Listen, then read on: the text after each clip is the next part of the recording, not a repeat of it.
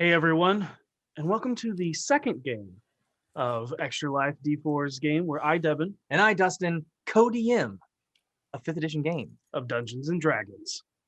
Dun, dun, dun. Hello, everyone, and welcome to the second game of our 12-hour Dungeons and Dragons game. Technically 24-hour, actually, as we started last night on RockPunch, but 12 hours of Dungeons and Dragons. So, as we raise money for Extra Life. We know it's been a very tough year, and during tough times, we have found that one of the best things to help fight the dark is hope. Hope for a better and brighter future. With your donations, that is exactly what we are doing. You're giving a child, a family, a little bit of hope to help them look forward to a life of adventure. This is our favorite charity, and with your help, we know we can crush our goal for today. We've already raised $3,655, and every dollar gets us that much closer. So spread the word, donate $1, and enjoy some D&D. We also have a few incentives to help along that fun stuff that I kind of want to go over and let you all know what the specific incentives for this game are. So, first off, if we can raise $500 this game, we will give away a D&D Beyond source book bundle. And there's a lot that goes into that. Some of the incentives for your donations to affect the game. At $10, you can grant a reroll for either the players or a DM. For $20, cast Mass Healing Word on the party. For $50, give a party a natural one, give one party member a natural 20. It's worded very. Give the party a natural 20. Yeah. And $100, party heals the full. $175, a divine intervention, as we might have some people that are tied to some divinity in this game. $250, the party benefits from a short rest. And at $500, the party benefits from a long rest.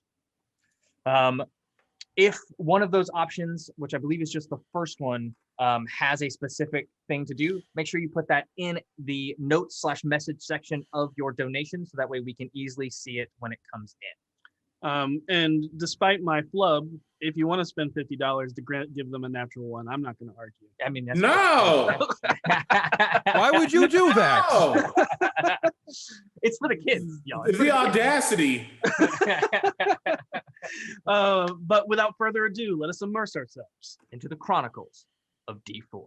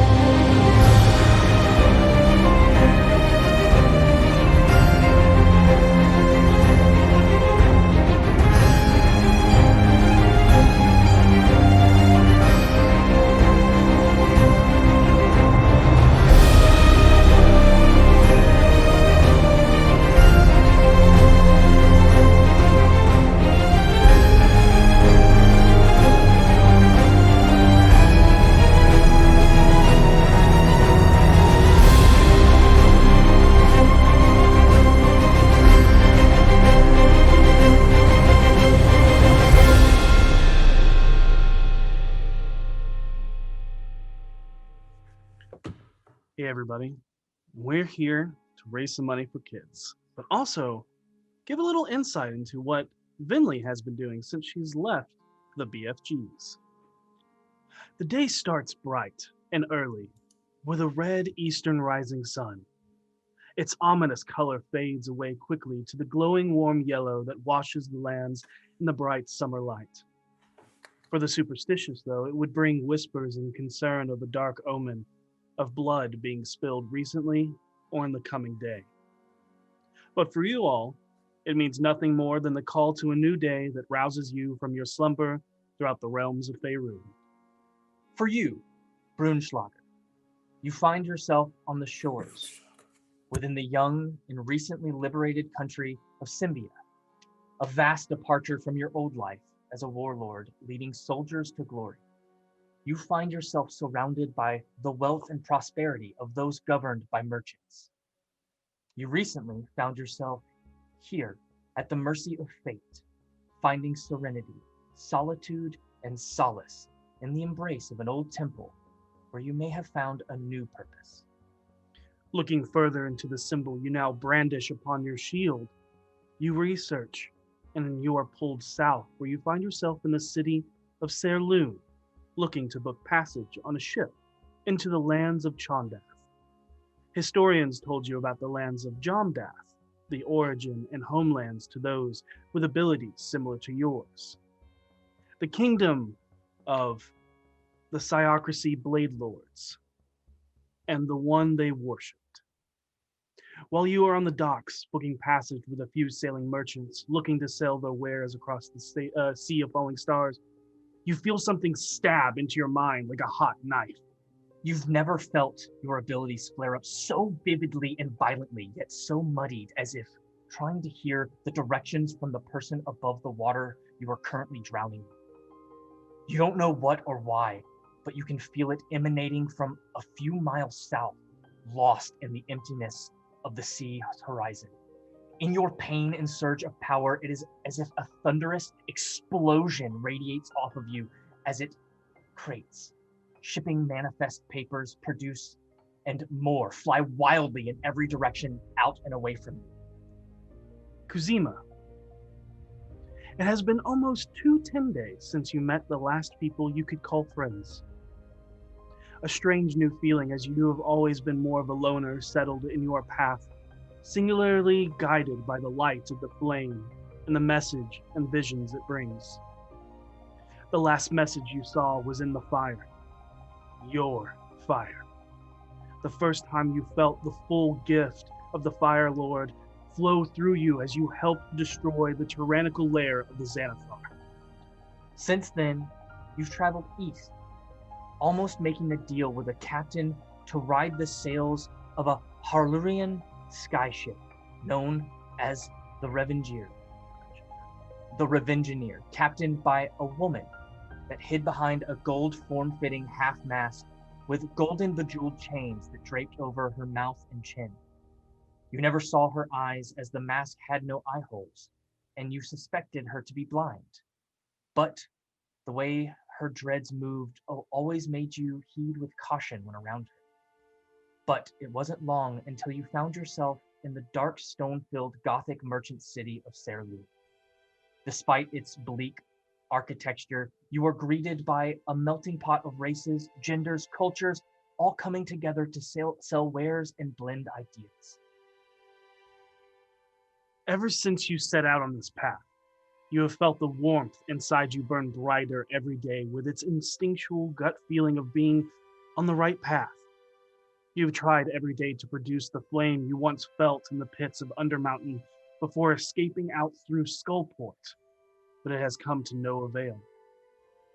You start making your way through the docks of the merchant city, looking for your next destination, the next vision from your god spoken to you through the flames.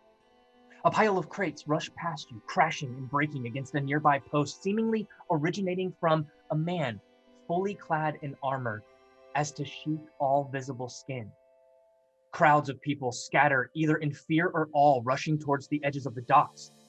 At that moment, it is when you both see the geyser of mud violently erupt like a volcano on a small island a few miles south of you.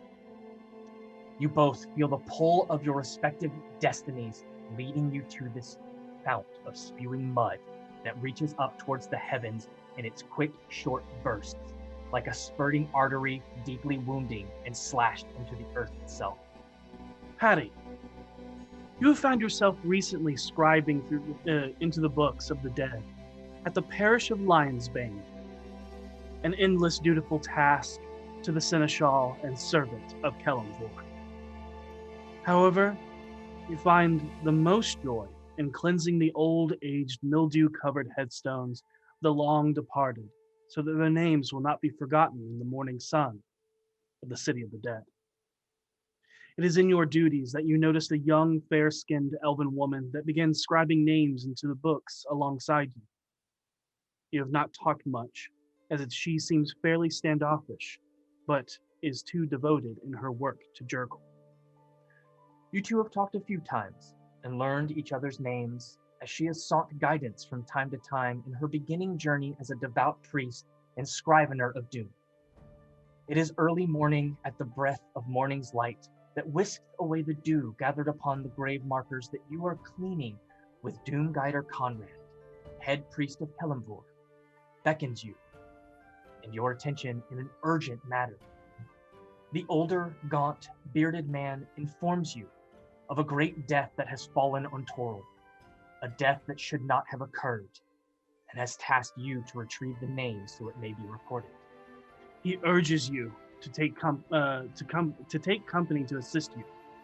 And your mind falls to the only person you've come to really know, if only briefly in name and prayer.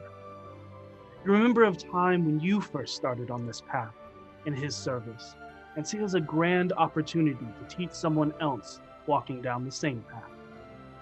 Even in this small moment of commanding the silver skull helm of teleportation Conrad gifted to you for this task, you both feel the presence of dread and concern creep up from the shadows of your mind, unnerved of who or what has been slain and for what reason. Speaking the words Mezaketh Isle, you are washed away in the brilliance of arcane blue light as you dissipate from the depths of the glooming shadow inside the parish into the bright sun whose heat beats down upon you. At least that's what you think it is at first, but the heat is too great even for the midsummer sun, equating more to standing near a forge's furnace that radiates around you. Kuzima and Brunschlager, by whatever means, you both have arrived separately or together onto a cramped island crowned with a small farm and a lighthouse that lords over the inlet of water that reaches up to the merchant town you came from. As you look over the ruins, you see stretches of bodies in dark purple cloaks, so dark they almost swallow all light, like the night sky. Juxtaposed to them is a smattering of mutilated bodies laid to waste in a manner that just feels unnatural given their heavier weapons and armor wrapped in red cabbage. To the east, a farmhouse looks to be crushed and caved into one side from some massive impact, yet nothing obvious lies in the wake of debris. To the west, the old lighthouse seems to be all but gone, foreboding an ill omen for those that pass in the coming nights. An eerie droning din noise groans out from the area like a haunting, guttural warning from some unnatural creature. It is at that moment that appearing in the center of the island, only 50 feet or so away from you, are two women in the blink of blue arcane light. Everyone, if you would please introduce your characters and what they look like. We will start with Venlee. Okay, so Venlee, she appears in front of everyone here, and she is wearing a black suit of half-plate armor with her symbol of Mishra tucked beneath and a gold ring of Jergal, and she is holding one wand, already expecting a fight, and she's a gaunt, like even for elves, she looks thin. And she has black hair with two pieces coming in front of her ears, and then a shaved up half with a little bit of length on top. And she has brilliant green eyes, brighter than should be normal, and she's just looking around. right. Patty. So you would see standing next to Venlee a very tall, furball woman with bright red hair streaked with silver and tucked behind one ear a sprig of mistletoe. And her skin is a soft gray blue tone, and she's got a very rosy pink nose right at the tip. Her eyes, too, are an extremely vivid, but more of an apple green, like fresh leaves in the springtime. And her clothes are various textures and fabrics that wrap around her figure of emerald green, sapphires, and ruby tones. And there is always at her hip this very large satchel filled to the brim, almost ready to burst as the buckles are buckled down tight. And she always has this very sly grin on her face just by nature. So you can't tell if she's amused at all times or if it's just sort of something that stays on her expression. All right. Kuzima. Muted. You see a very, very, very dark black red. It's like a darkish red dragonborn with clothes that seem to be halfway burnt off of him, but always just embering in some way, shape, or form. He is holding on to a staff that is made of this burnt wood, and at the end of that staff, it seems to house a reddish orange orb of some sort. It almost looks like there's an eye in the middle of it. He has a deep gash on one of his eyes. He wears a green cloak. Green, but also, again, that's still vibe of it's always burning, but never fading. He big boy. He's pretty tall, and he also has on his shoulder a little fire salamander named Zawadi, who is definitely just like looking back and forth, very curious to know what the heck is going on. Those are the most obvious things you see, but you also do notice that beneath the cloak there is a very burnt, scarred scale mail that he's wearing, but it's always smoking, always billowing with some kind of dark air. No burning sensation from it, just always billowing. It's a nice little effect. But that's him. That's my boy. And lastly, Brunschlager. You see standing there, not really a person, but this standing mass of full plate. The metal itself is scratched and worn, but overall it's been polished, like it's been meticulously cleaned this morning. In between the gaps of full plate, you see this very dark burgundy cloth, and at the head, you see this kind of metal skull cap with eye slots, and coming down from that is a curtain of chainmail that hooks into the armor itself, keeping whatever faces behind it unseen.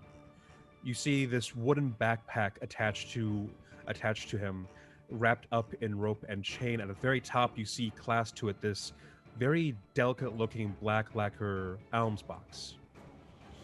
In one arm, you see a shield pulled out, and on it you see this hexagonal eye with a gem in the center of it for the pupil. And in the other, you see this spiked chain length that has been hooked near the elbow and has been recently unwrapped to be held as a weapon.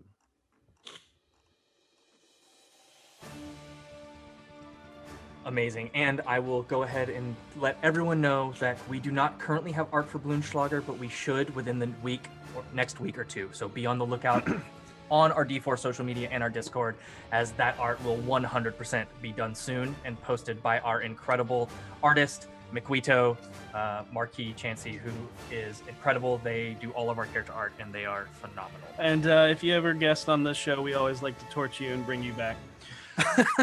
So it's good to have that art. But we do want to say thank you to everyone, because we just hit our $500 goal. $500 goal. So we're going to be giving away a D&D Beyond Sourcebook bundle. Thank you all so much for donating and getting this out of the way. We also have hit the $4,000 milestone, which means Seisha will be running an in-play one-shot of Labyrinths and Leviathans canon with special guest stars. Yeah. So yeah, exciting. and the most meta thing ever, playing D&D in a D&D game. Yep. Yep. But so you all look around at the wake of destruction laid at your feet, and you hear another explosion as eruption of brown sludge shoots into the sky and showers the surrounding land. We need everyone to make dexterity saving throws. Oh gosh, oh god. Right with the rolls. My God. That's a 9. Oh, can I go ahead and use Ooh, one of those yeah. rerolls because I don't want to take a natural one off the gate? Yeah, absolutely. You can use one of those rerolls. Party has That's a 3. good reason. So. Take it. Yeah, that's fair. That's an 18 for me.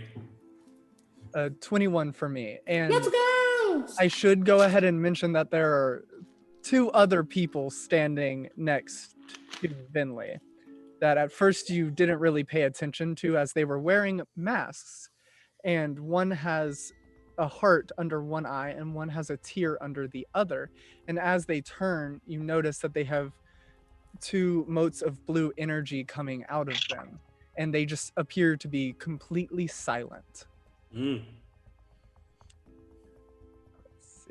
15. Okay, so everyone but Patty.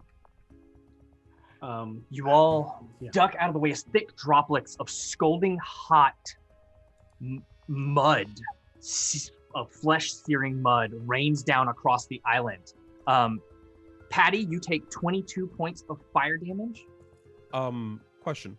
Yep. Is Patty within 30 feet of me? 50 no, feet. 50 feet. Darn.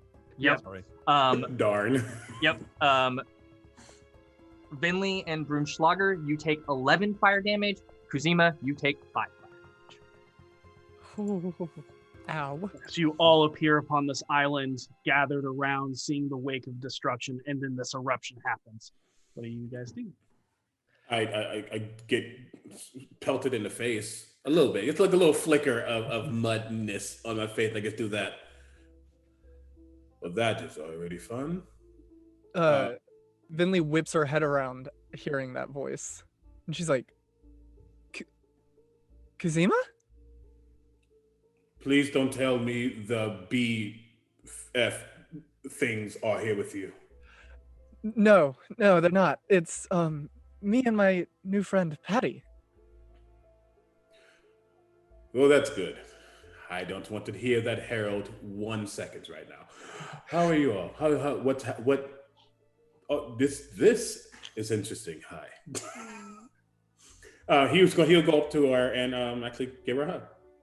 She'll return it, actually. I And hope you got my I did. I just haven't had a chance to use it quite yet. Fine. But I really appreciated it. Thank you. But if you don't mind me asking, 2 questions. A, why are you here? And B, who is that? As she points behind you to the man of metal, essentially. He kind of has a moment and he does realize there is somebody next to him. B, I don't know them, but something tells me they will become useful very soon. A, I go where the Lord of Fire sends me. So I'm here with scalding hot mud. Yeah. And she kind of like lifts her arm and lets Savard crawl out of her armor and up onto her shoulder where he was hiding to protect him. I think like immediately Zawadi sees Savard and just like jumps at. And they start doing the familiar esque. Like, no. I'll look over at Patty though. And I say, my apologies. Kuzima is the name. I met this one in the pits of Thanadar. Was not expecting to see them now, but I will never turn down a friend. Yep, Patty's like wiping mud off her face. I heard a spades, but that's not what I wanted. And she's like flinging mud off her face, and then she'll stick a hand out that's covered in mud. Nice to meet you, I'm Patty. Pleasure. I turn around and look at the armor-clad individual. I saw you in the town. You seem to have been drawn over here as well, or do you have your own missions, or things to do? Standing up from where he was looking at some of the clothed figures and moving his shield back down from protecting himself from the mud.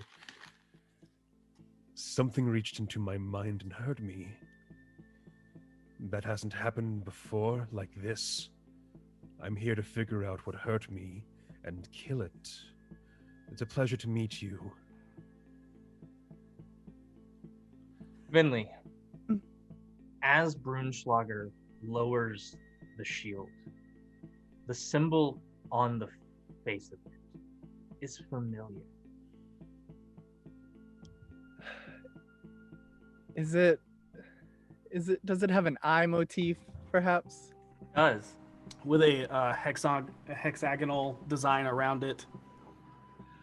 And did he say his name? I didn't quite hear. Nope. Okay. If I could just ask you a question now, just really quickly. Where is it that you got that shield? Found it.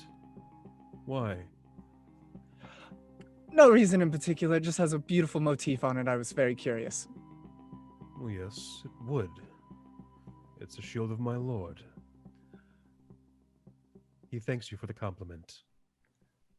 Oh, well, respect and all that. Now she seems very, not standing away, but doesn't know, your insights would pick up. She's like, what do we do now?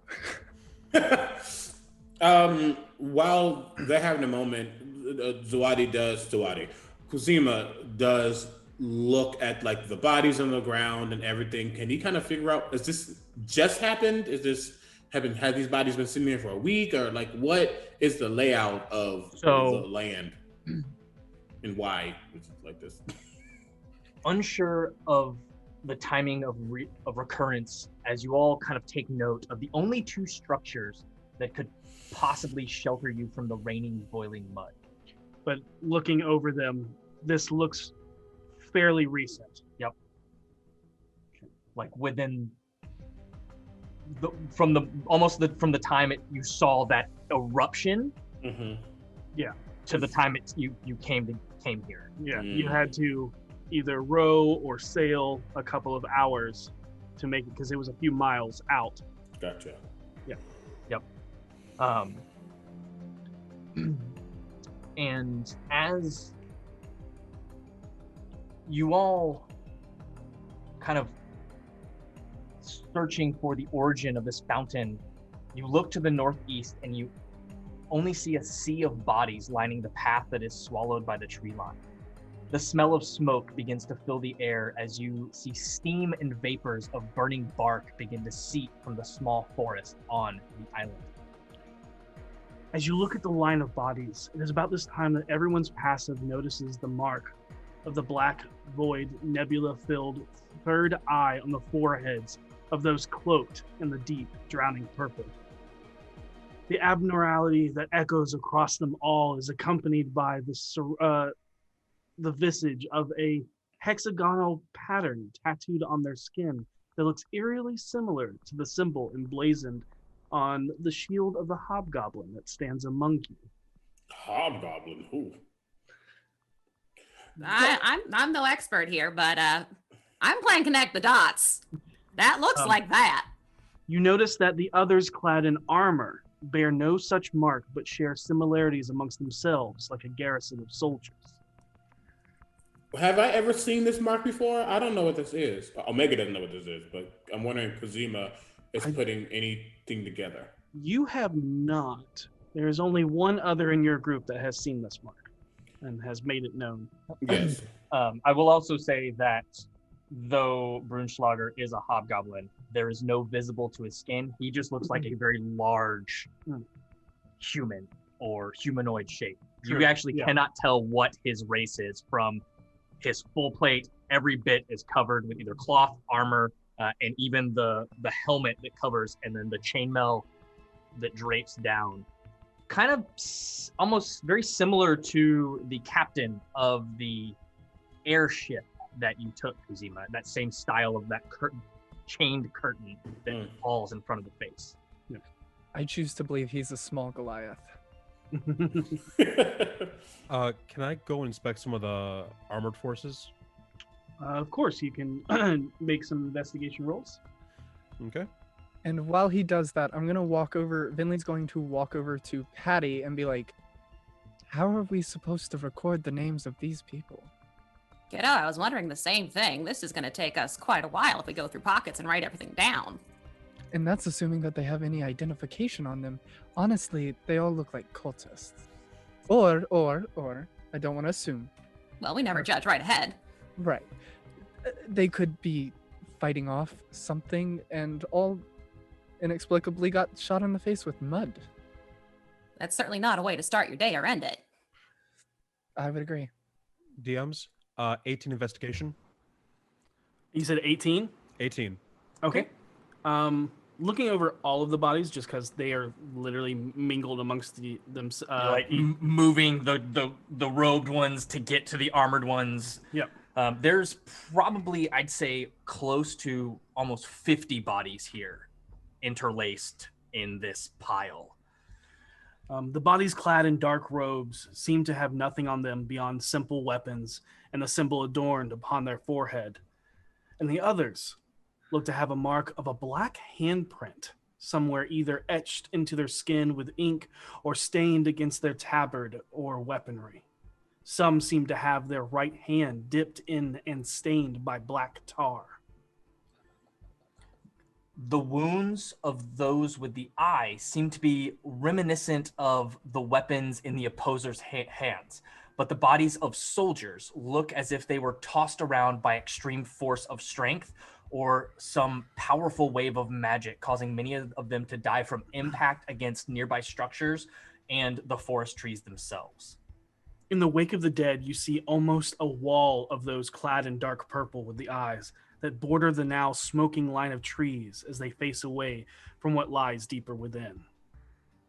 And you also spot a lighthouse nearby, as well as a house. Yeah, a small farmhouse.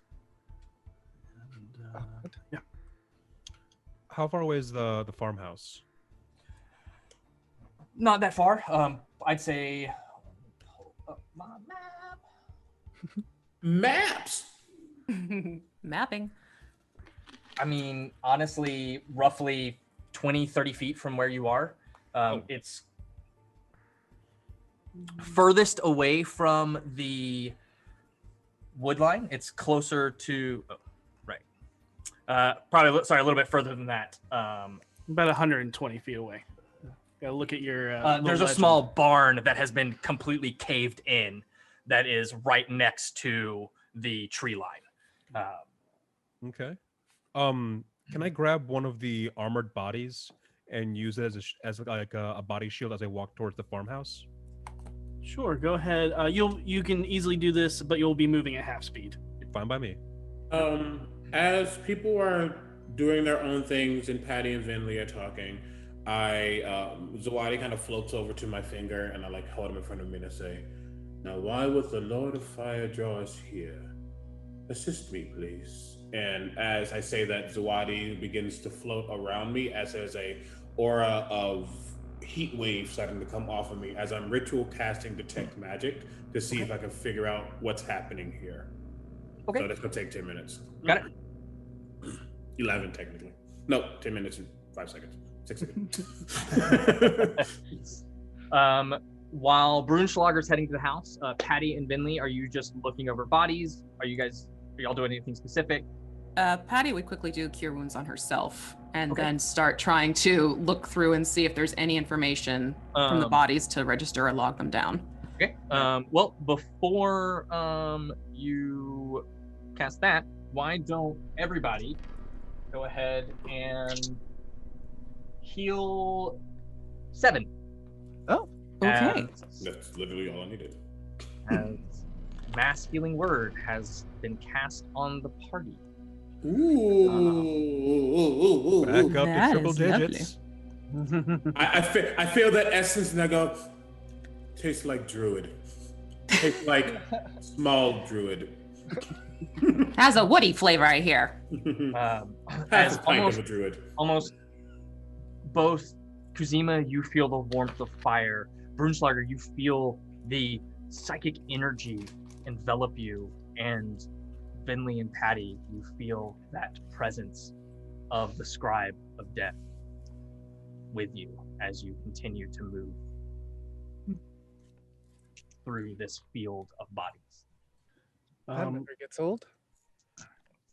Venlee and Patty, what are you doing?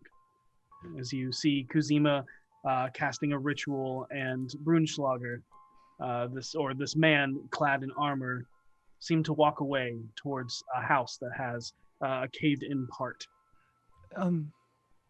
Patty, forgive me. I don't mean to boss you around or come off as if I'm bossing you around, but perhaps it's in our best interest to keep an eye on him. You know, Ken, you got a point. I can stay here with Kuzima since we already know each other. Yeah, catch up with your bud and I'll go see what the middleman's doing. Perfect. I'll keep looking through the bodies as well. So Patty will start following after Brunschlager. Okay. For those approaching the house, you approach the quaint thatched roof farmhouse with dark black painted walls stacked upon a bedrock of dark stone. It is strange, but it could be attributed to the bleak Gothic style of the influence of the nearby port city. Rounding the corner, you see a break in the wood line, where a tunnel of felled trees creates a trail that leads up to the house to the side of an impact that nearly splits it in two. The path heading further into the forest, at least, looks broken, and the pathway is untraversable with the creation of a labyrinth of uprooted and broken oaks and pines. Looking into the house to see what caused such destruction, you find a toppled, monolithic, time-worn menhir stone. The cracked, heavy granite stone boulder easily looks to be unwieldable even by those of renown and strength, beside those beyond the strength of great giants. This obelisk looks no different than any other stone you would find across Faerun if it weren't for the countless spiraling script written in a language none of you understand.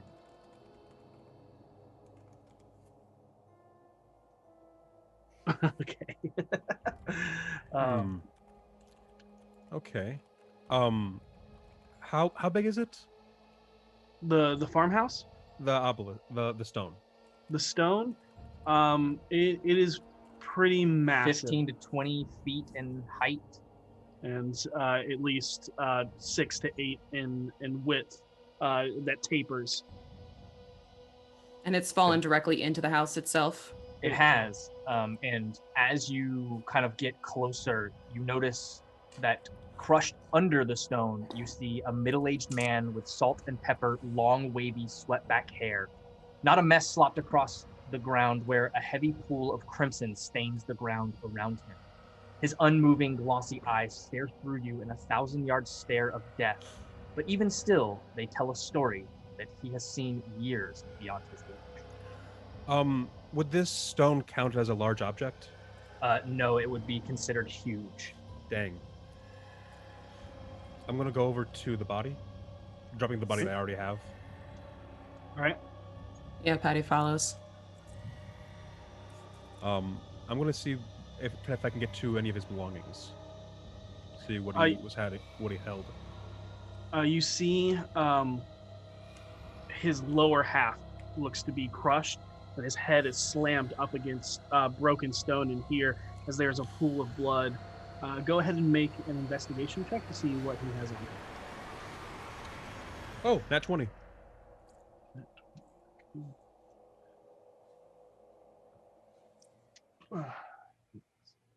Yep, 1 second. Sure.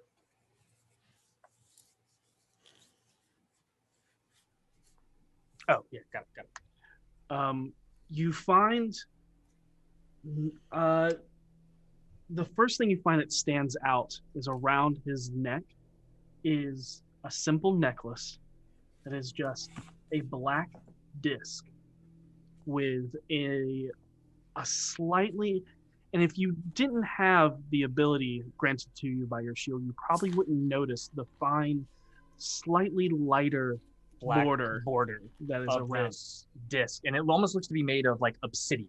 It's just pure black in its perfectly round shape.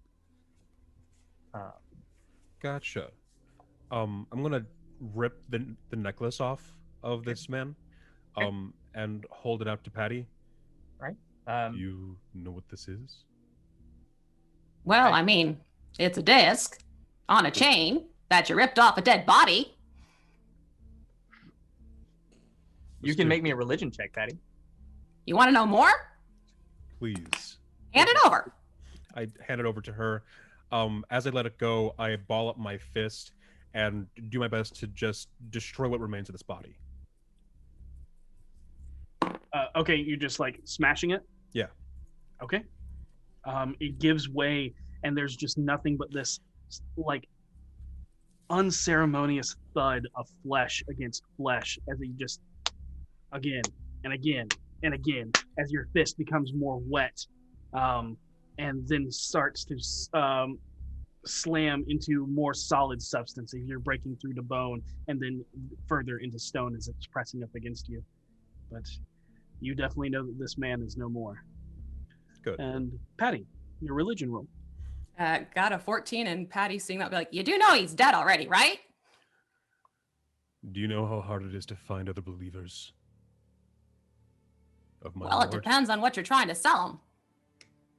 Fair point. All the same, I don't want it coming back to haunt me. Well, that's fair.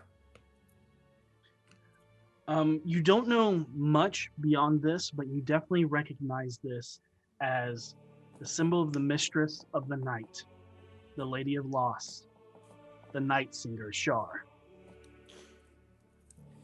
Well, this one likes his mistresses of the night, that's for sure. Context? Well, you've got your symbol, I've got mine, and this one's his for his mistress of the night. Got it. May I see the disc? Sure. She'll hand it back over. I'm gonna grab the disc itself and just crush it. Go ahead and if you can't crush it in your hand, but if you would like to like break it with your weapon, that is fine. Yeah. And you shatter the symbol of Shar in your hand as you feel an eerie darkness wash over you. I'm going to pointedly ignore it and head into the farmhouse. Head into the what? The house? This was in the house. Oh, sorry, my bad. I thought there was outside. Yeah. okay. So Yeah. you walked in through the crushed section, and you see that there are no bodies in here. You see a simple farmhouse that does not look to have anything of note. There's a lot of sheep's wool that is used. You hear the slight bleating of a single sheep in the back farmyard. All right. Any kind of trapdoors heading down into a cellar? Go ahead and make an investigation check. Well, he's doing that. Oops, sorry. Sorry, that's going to be a 19. As you look around, going through the debris and rubble, just looks like that there was a second story to this before a Menhir monolith got tossed into the building. So now it's just a single-story building.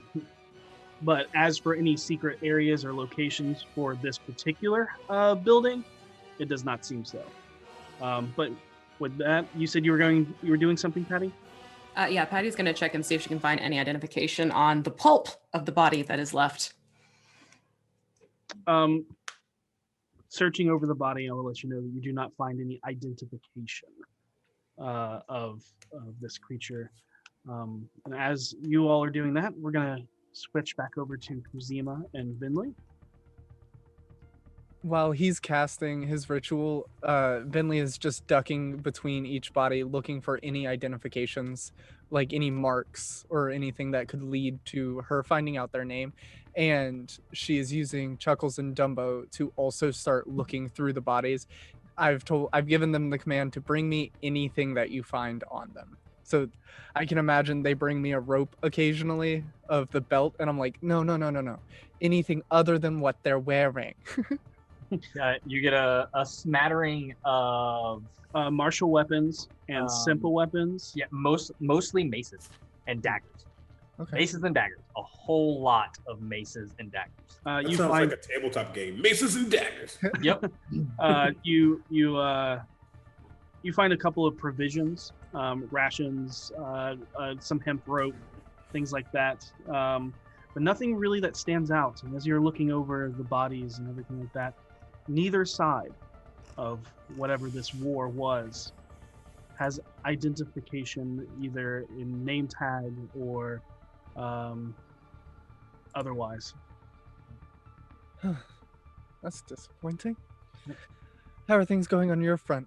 As she looks over and there's a heat wave coming off of Kazima, and she's like, wait. He is definitely focused, and you hear like just that low,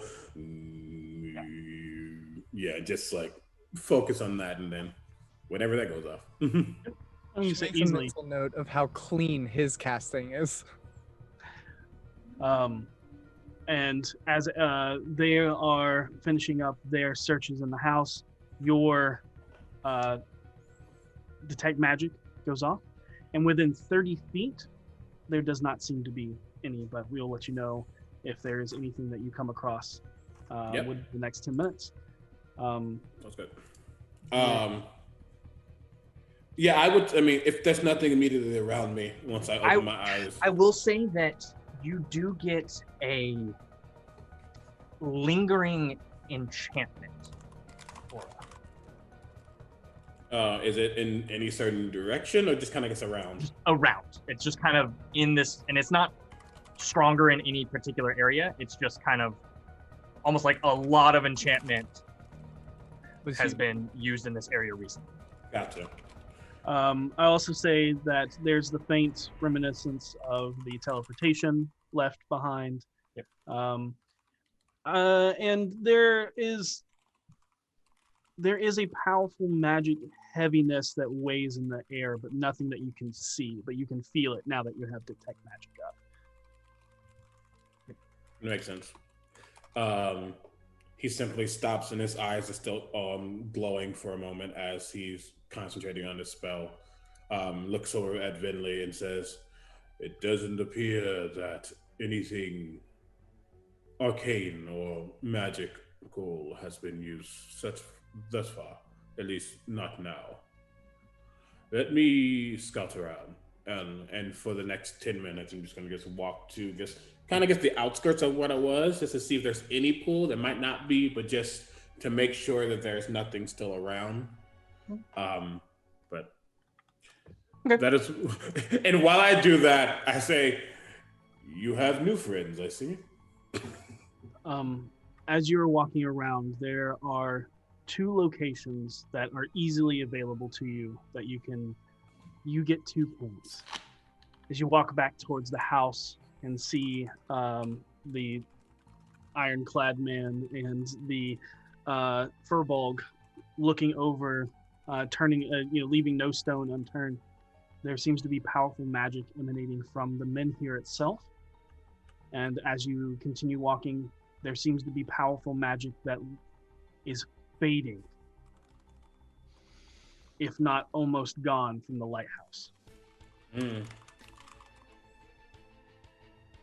Is it magic in the sense that I get the idea that the lighthouse itself was being lit by magic and now that's fading, or is it something different? I will say there is a mote of continual flame that you sense, and this is completely separate. And it feels very strong, or at least what it once was. Okay. And once I feel that, my eyes, I guess my body stops and my head turns towards the lighthouse. And I look over at Venlee. Would you mind accompanying me? I believe your friends can handle it out here. I actually had an idea. and it would take all of us together to do it, but I think it would be most useful in this scenario. I can actually perform a sort of seance among the dead, and I feel like if I did it here in the field, it would be a lot more powerful. If that's what you believe would be the best for this, you are a mistress of death, so. I just need to know which person to ask, really. Does any of the bodies stand out as like a captain or a guard, anything like that? Something. The only thing that I'll say is to Patty and Brunschlager, the man that Brunschlager pummeled did not appear to have any accoutrement to any of the other parties. He did not have the black stained hand. He did not have the third black eye. His was the black disc. And is the only one that really stands out. And amongst the other two factions that seem to be laid to waste here, not really. They all kind of seem the same amongst themselves. No rank, just devout in their purpose. Yep.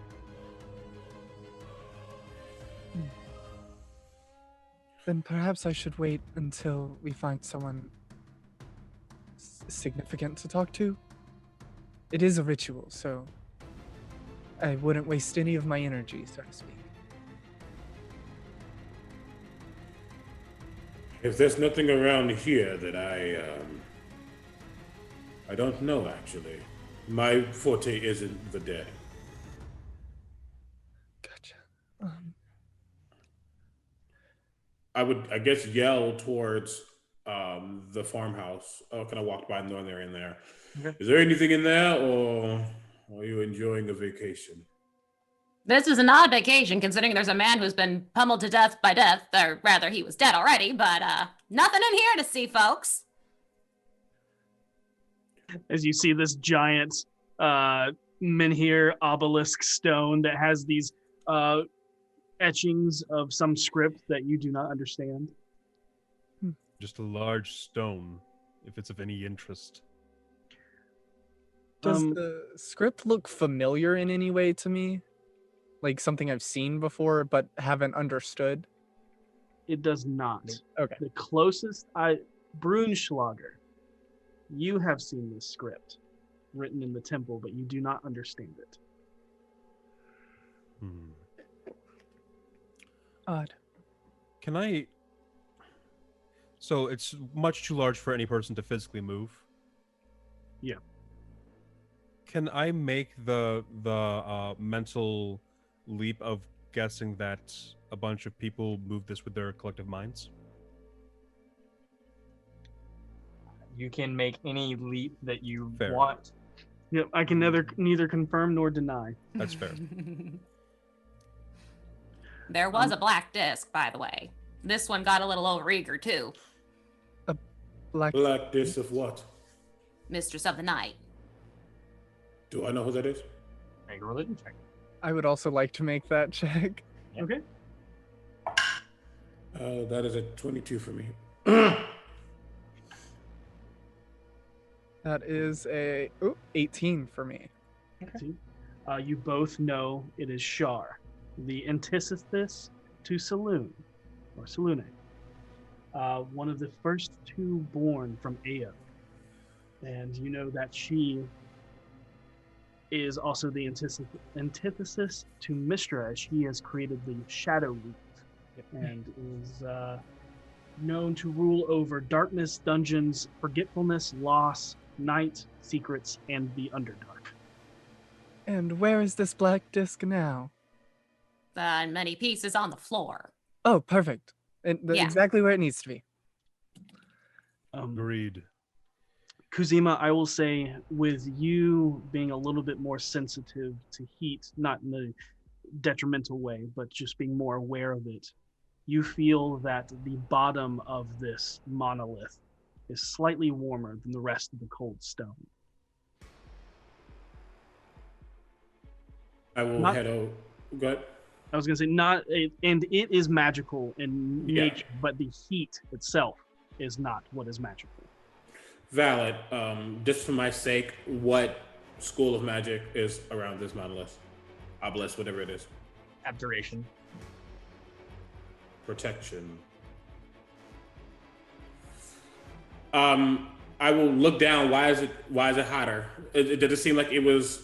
It seemed like it was thrown. Something made it crash in here. But from the bottom? Oh, maybe the geyser. Okay. Okay. We're just throwing out the clues. You guys piece No, together you're however you correct. want. You're correct. Just a double shrug. I say, if this, as I'm like putting things together, and Zawadi's just looking at me like, you need to figure this out because I don't understand nothing. It's like, there's a faint aura of abjuration around this, and where is the? And now I'm asking out loud just so I know. Where did the geyser shoot? Where is it at from where we are? Further into the forest. Yep. So it's going to be from where you are currently at the house. It is northeast. Is the monolith? Is it fallen in a way that it seems like it's shot from the northeast and fell down?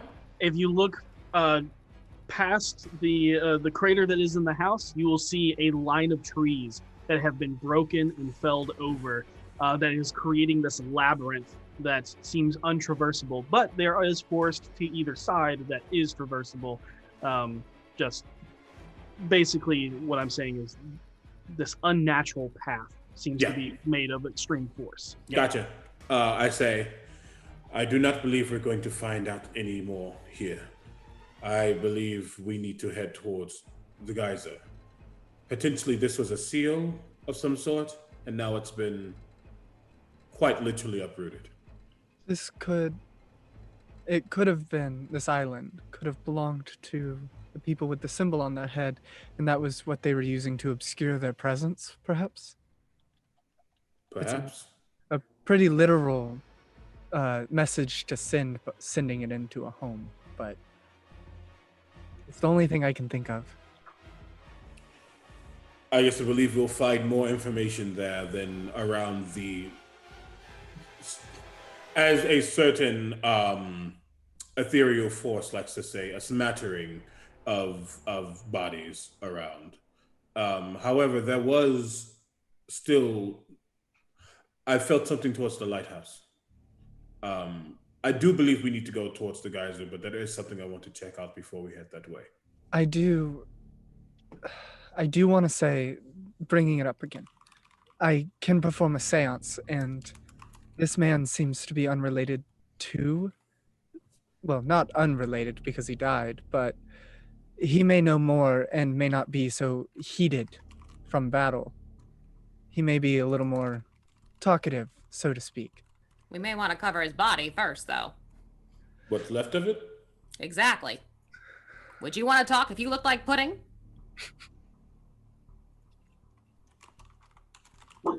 That's a troubling question.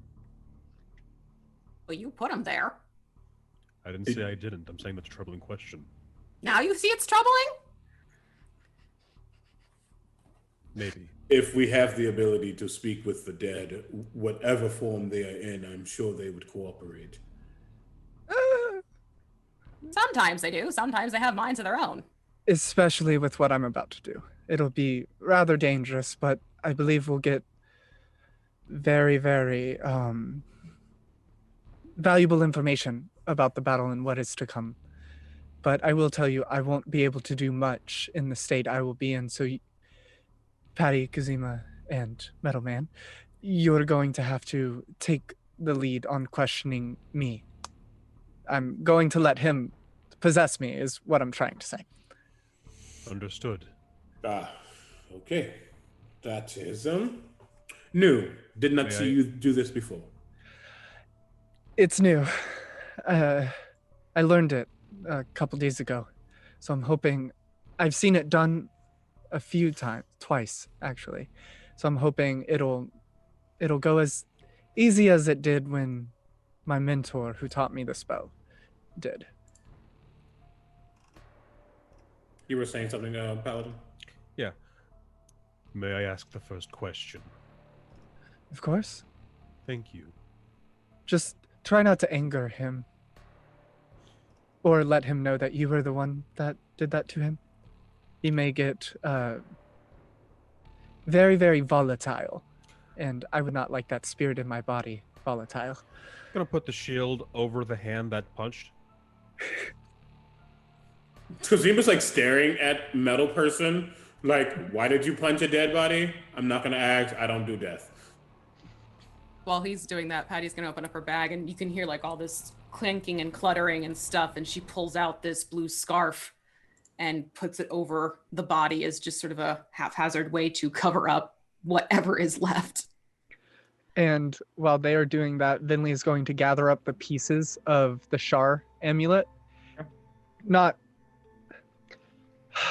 and as much as she hates doing this, she is going to mend them back together and hold the disc again as she draws a circle around everyone participating in this red salt, and then starts marking her face with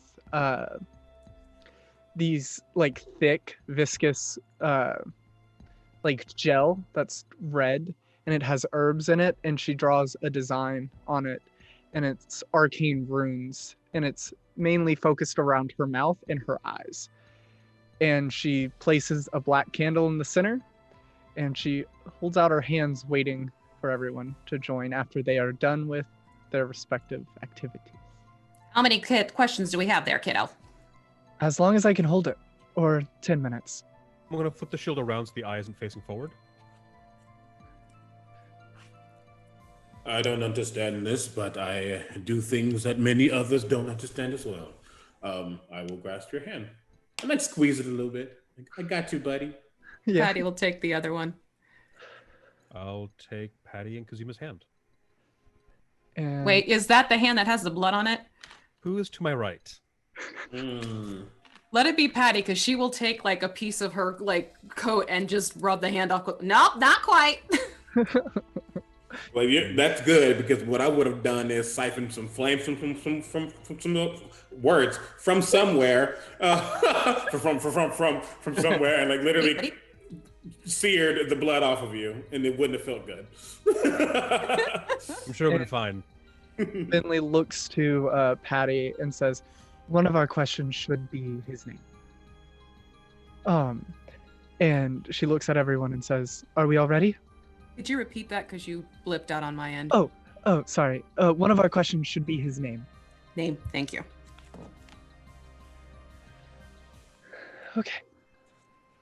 She'll take everyone's hands and say, good luck. And her eyes will roll back and the black candle will light. And she will begin speaking in Celestial and say, servant of Shar, come forth now. And she doesn't ask, she just commands. You better. And as the black flame candle is lit, you watch as, although it is the beginning of the day, all light seems to fade away into just a dim bubble around you in this ritual. And we need you to make An Arcana check. Venlee. Could I? No, never mind. It's too late. It is not something that can be helped. It is part of the ritual. Understood. It's a 23. Come on, eyes. I figured, hey, it's a follower of Shar. Yep. Yes. Calling upon Shar to breathe life back into this form, to bestow you as this vessel, to give it a voice. And it's the room that you're in dims and grows almost pitch black in darkness as the light almost sucks out. As you look up and you can see Venlee's eyes have gone completely black. But not with a starry nebula, void-like substance, just pitch black. Yep. like the night sky or darkness itself. And you hear a breath of a creature that is not Venlee.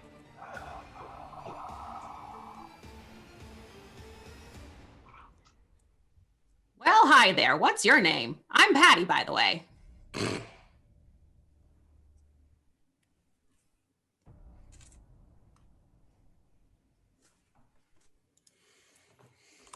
What are you doing here? You got a name? Ask the question. Need a name?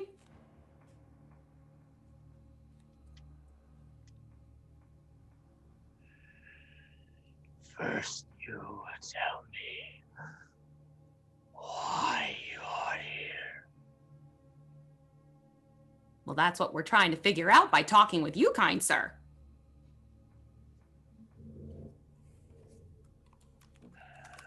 I am Zimroth Clon. Nice to meet ya.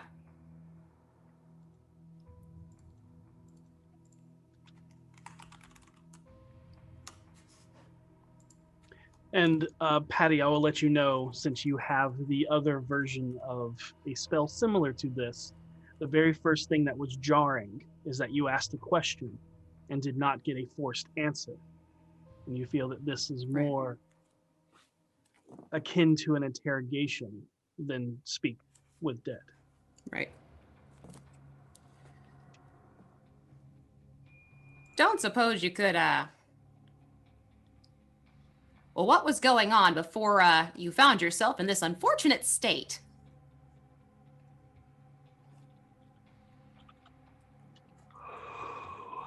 Do you serve?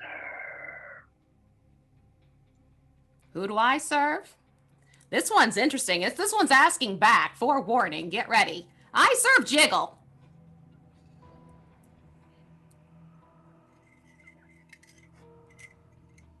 The helmet just kind of turns towards Patty.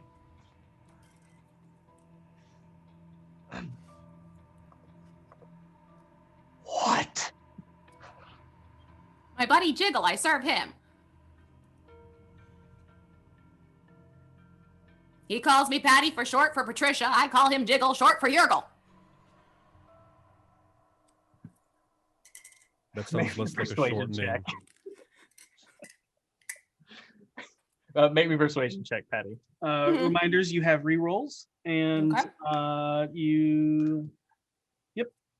We have 2 left. Okay, that's gonna be a 22.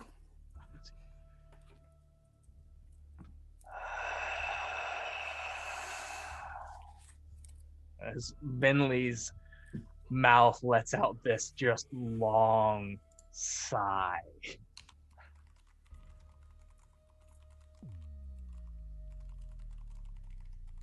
And then just kind of looks at you.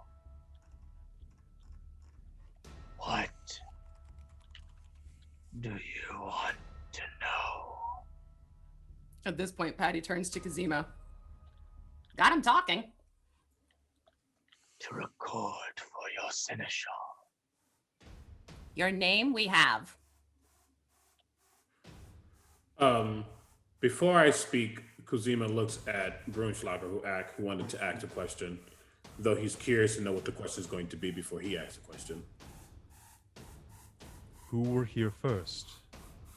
The people in robes or the people in armor? Robes. Why did the people in armor come here?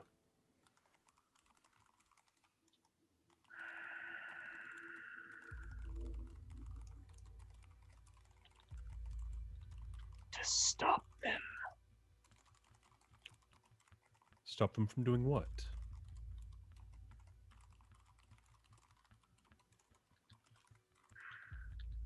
Who do you serve? My sister. Go ahead and make a persuasion check. I'm going to use my racial feature saving face. Mm-hmm. That is going to be a 17. instead of a 3.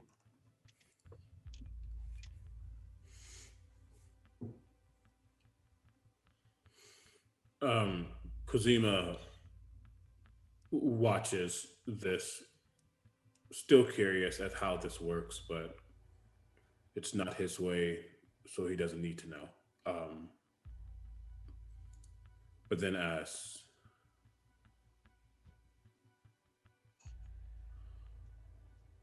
do you know anything about a heart and a dagger? You watch as Venlee, her head cocks and snaps in your direction and looks at you with like squinted, scowling eyes. How do you know about that? Are you one of them who came seeking it? I know not of anyone who has come to seek anything. However, something tells me you know where it is or what it might be, and that is what I am curious to know of. Why? Because the one I serve demands it. And as I say that, the staff I'm holding, the eye just like pulses.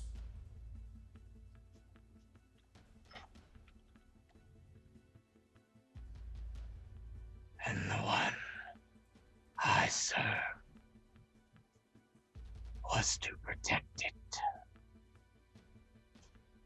From what? Everything.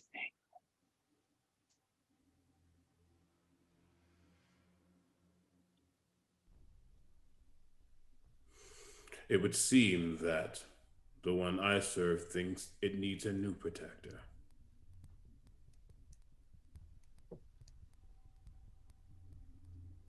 And Zawadi kind of like, for a no hair having salamander, he almost furls like and like he just glows just a little bit as I cast guidance for myself. I do not know the location of the dagger, as I was crushed by the men here. As I went to cast against the 6-foot man clad, wearing the suit of purple full plate emblazoned with carved swirls and blush spots of twisted-looking flesh and tendrils. His helmet, terrifying, wrought to resemble the fusion of countless faces twisted with agony, the flesh of one spilling into the other. So lifelike are the visages, they seem to move, crying out for mercy. As I approached another creature, towering over 7 feet tall, of pale porcelain, paper-like skin, just floating serenely in the chaos, found me. I could see the purple corruption coursing through their veins so dark, it looked of decaying poison. On the crown of his forehead was a third eye, and as all 3 pitch-black eyes, deeper and darker than the blessings of Shah, it lifted and hurled the menhir stone, causing it to slam and crush into me through the trees to where I lay. In my last glimpse, I saw them remove the dagger from the heart. With that, you almost see him just like freeze.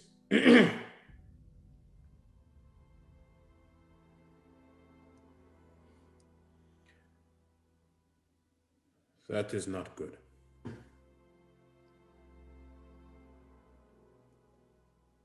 Did you see which way they went? No. I died. Yes, but sometimes the mind lasts a little bit longer than the body itself. Not this time. Well, that's a shame. Whose home was this? Mine. Over 200 years old, and blessed by Shah to watch over the Adumbra Kalex, a portal in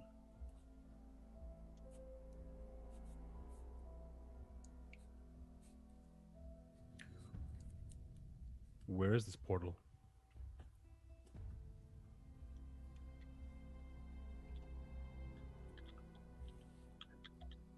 There's no answer. If they came here with prior knowledge, they may already know about this portal. This portal is not what they sought. Only those blessed by Shah shall find it. How certain are you of that? Dead. Certain.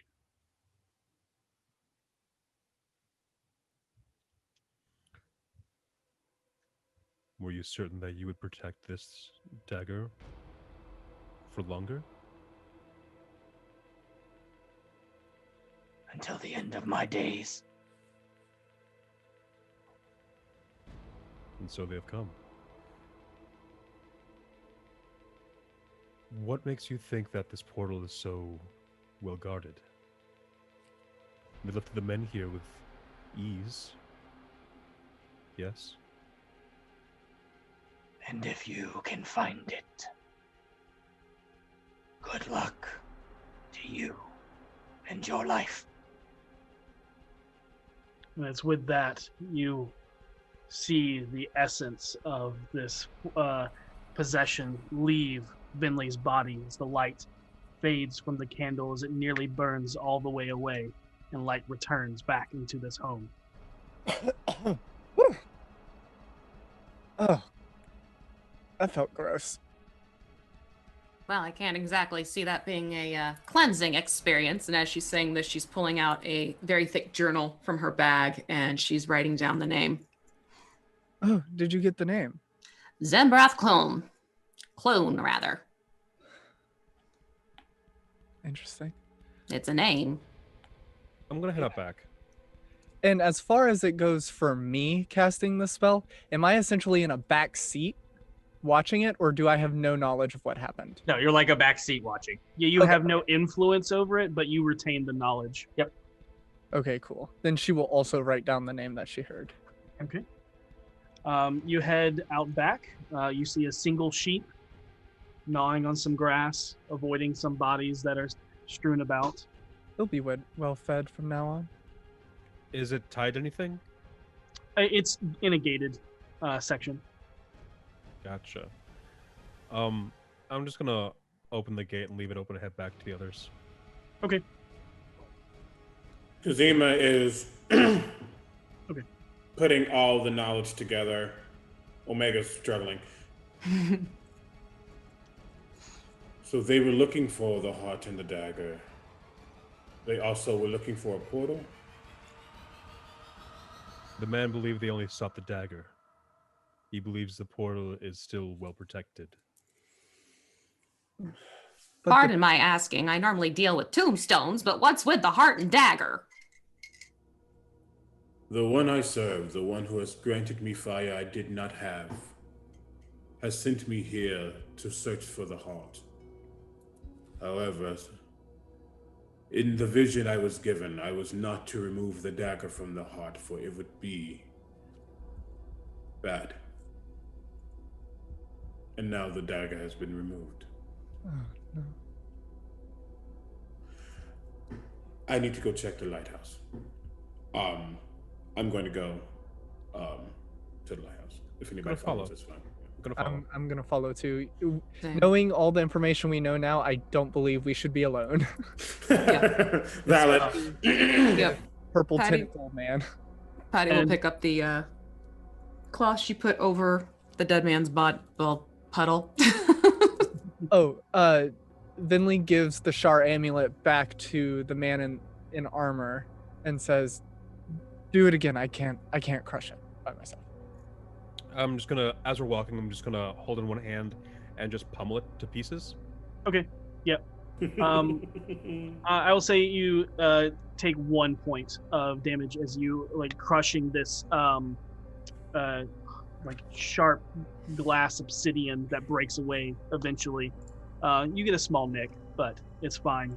But you have the satisfaction of crushing this dark amulet in your hand. Again.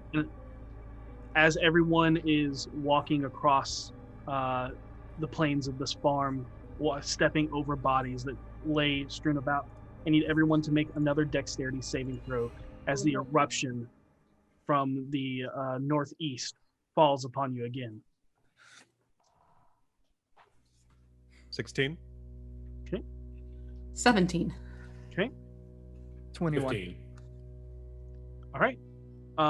You all, again, are showered with thick droplets of the scalding hot, flesh-searing mud as it rains down upon you, and everyone but Kuzima takes 11 points of fire damage. Kuzima, you take 5 again. Nope, not healing damage. Is there any way, just out of curiosity, like using, I know it's not flame, but using control flame, is there any way I can just like siphon the heat and the fire, the flame, the hotness from it? Or no? What are you trying to do? Just like as it comes to see if I can like, as I'm about to be pelted, see if there's any way I can manipulate the heat from the mud that's going to hit me to like make it not as hot. I don't know.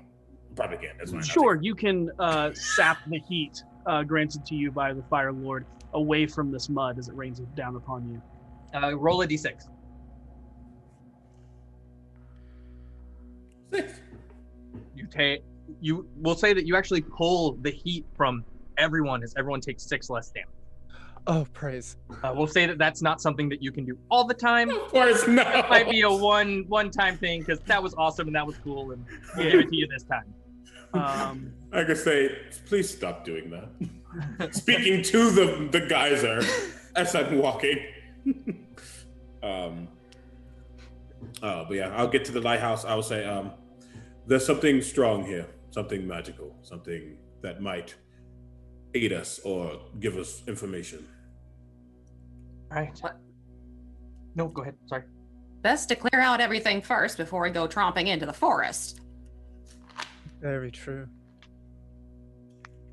Agreed. As you approach the heavily destroyed ruins of the once standing Gothic structure lighthouse, echoing the architecture of Serloon, the double-tiered 5-story tower of stone and iron, now bent and broken with the ever-burning continual flame, now washing over the area below, illuminating the small cistern well below and the small adjacent building where you see the bent brass organ tubes that are currently droning out a sound that mimics what you would imagine the tortured souls bound in sorrow would sound like. Why someone would make such a machine brings you pause as you pass it off as the damage that is caused its discordant, unharmonious sound. Brunschlager and Kuzima, as you approach this lighthouse, you start to notice something more embedded into the hard-packed, stone-rich ground of the island. Large footsteps of a creature well over the size of any normal humanoid, leading you to believe it to be the echoes left behind by a giant of immense strength and power.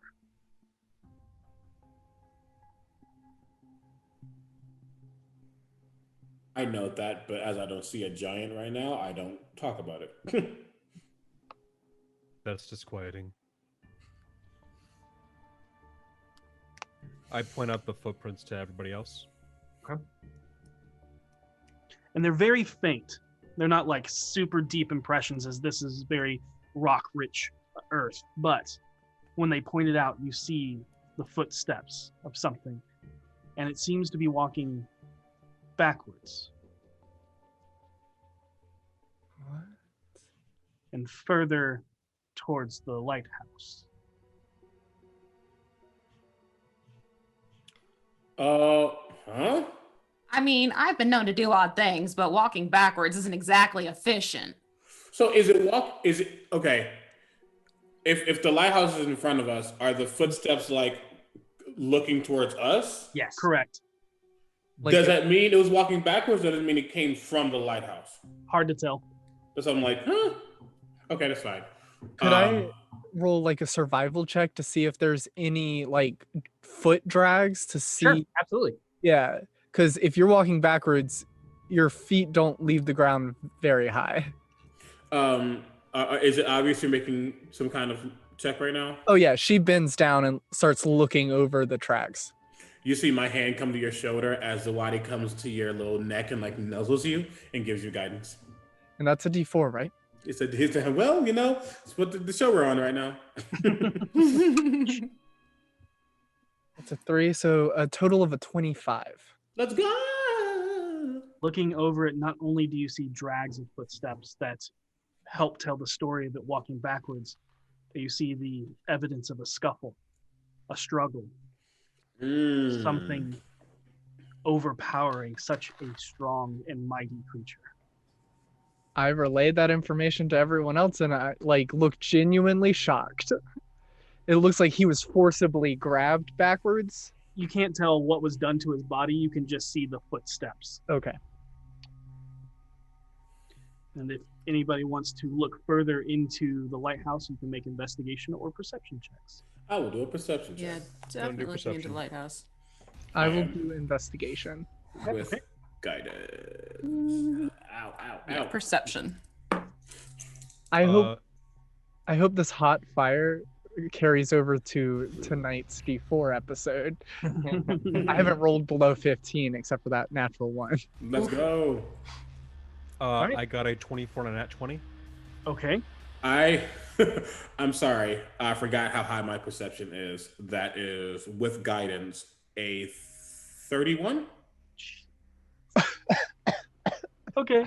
19, 8, 27, 4, 31. Yes. Can I ask, screw the what is it fourth like to wall. see individual atoms? You can see smell. That was wild. I was like, Zima looks up and he realizes he's on a piece of paper. to be fair, that was one below a natural 20, so it was like, Yeah. it was pretty high. But What'd you get, Patty? I got a 12. I got a 24 investigation. Okay. Patty, you're a little kind of still trying to kind of take in the walking backwards thing, but at the same time, you're kind of like, what could possibly have moved something so large? You're also thinking about the task that you were given, that you weren't sent to record all of these deaths. You were sent to record a singular death, one that should not have happened. And you're wondering if that was Zambrath Clun or if that was something else entirely. But for the others, Looking over the lighthouse, you see scattered gargoyles, stone, wood, and iron piled high like a cairn. It is hard to notice, but you swear that in the pile of rubble, you see the faintest hint of a fingertip, nearly blended away, covered in the dust of the fallen building, as well as being noticeably gray in tone itself. and this is noticeably large in size.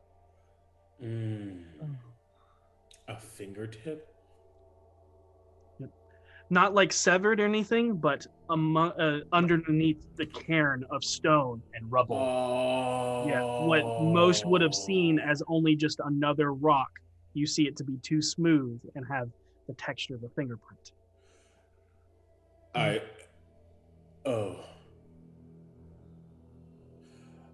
am not strong enough to move that. It's not where my forte lies. I'll get to it then. It's a bunch of little rubble, right? Or like big chunks. There are a little bit of column A, a little bit of column B. You all can work together to remove the stone. And It will take some athletic checks. Venlee will Okay. turn and say, Chuckles, Dumbo, you know what to do. I'll get my hands dirty too. I don't mind. The Lord of Fire says, cleanse yourself not with the dirt of the spirit, but with the power of the mind. So, no. That's okay. Was that Kuzima's guidance? Yes, yes, exactly. As a matter of fact, yes, Patty, you get guidance. Could I get guidance? After Patty, it's concentration. Fair. Well, before any guidance, I got a 27. Wow. I got a 23. I want to break 30, man. I don't know what to tell you. 23 for Patty. Yeah, she's got some strength. Yeah. And Venlee, Let's just go. go ahead and roll 2d20s, and Venlee is also helping. She got an 18 total. She rolled a 19. Venlee. You know what? I'm gonna help too. A boulder about this big. Yeah. There you go, kid. That's putting your work into it. You said an athletics check, right? Yes. 3. Kazima just kicks a pebble near the pile. I helped. Hey, it's better. Dumbo, one of my skeletons, got a 2, and Chuckles got a 17. okay. Right. Yeah. One seems to be piling rock back onto the cairn as the other one is removing it, seeing the cycle of endless. But you spend the next good 30 minutes removing the heavy stone and detritus rubble to reveal a massive, bald corpse. His face frozen in a permanent scowl, even in his obviously corpse-like state. What is unsettling, though, is not his size, or the fear you feel just from looking at him, even in this state, nor the black veins that seem to radiate and fractal out like Lichtenberg scars from his chest. It is the state of his body that gives you concern. Oh, they muted. Okay. So there's a corpse, a very What's- large corpse. What's the state of the body? Yeah. You can make a medicine check. I would love to. Key then. Yeah. I can do medicine. Need some guidance, yeah. I love it. Zawadi's the best. Zawadi's just like, Look, if you have guidance, use it. Yeah, that is the truth. But it doesn't matter. Reroll, because that was a natural 1. Oh, there you go. You're Right? gonna reroll, all right.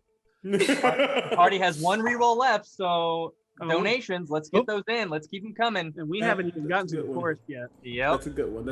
That's 25 for me. I'm gonna leave my natural one because I want to save that reroll for if someone's about to die. Okay. Valid. That's fair. What'd you get, Patty? An 18. 18? Okay. Oh yeah.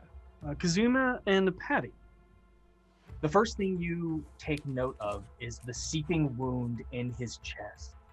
At first, you almost miss the actual catalytic laceration causing the black veining, but looking more closely, you see a small severed, piercing cut plunged deep into his flesh.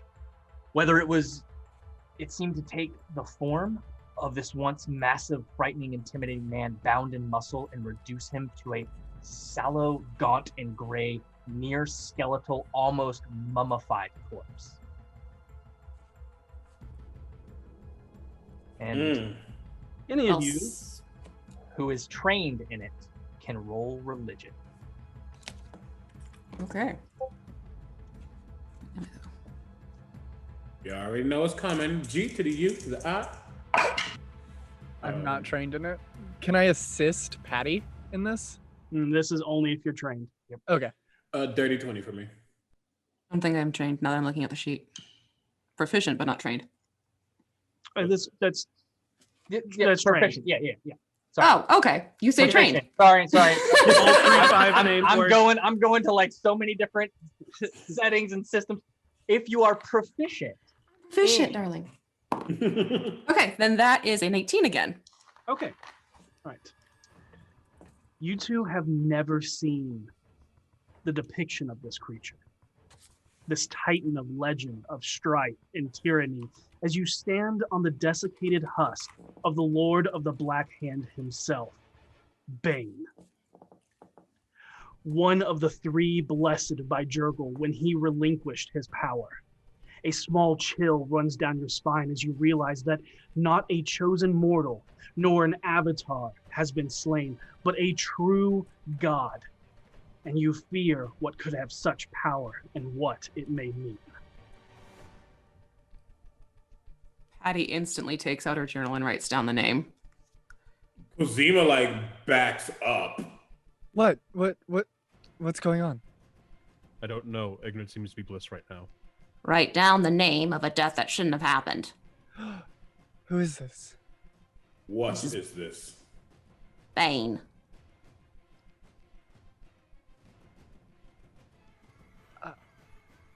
Zawadi flies to my finger again. Now, please tell me why the Lord of Fire sent us here. It's just him trying to process.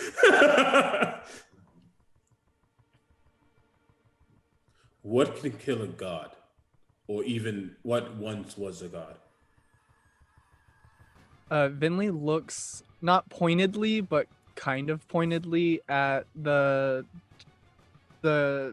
man in metal. What could kill a god?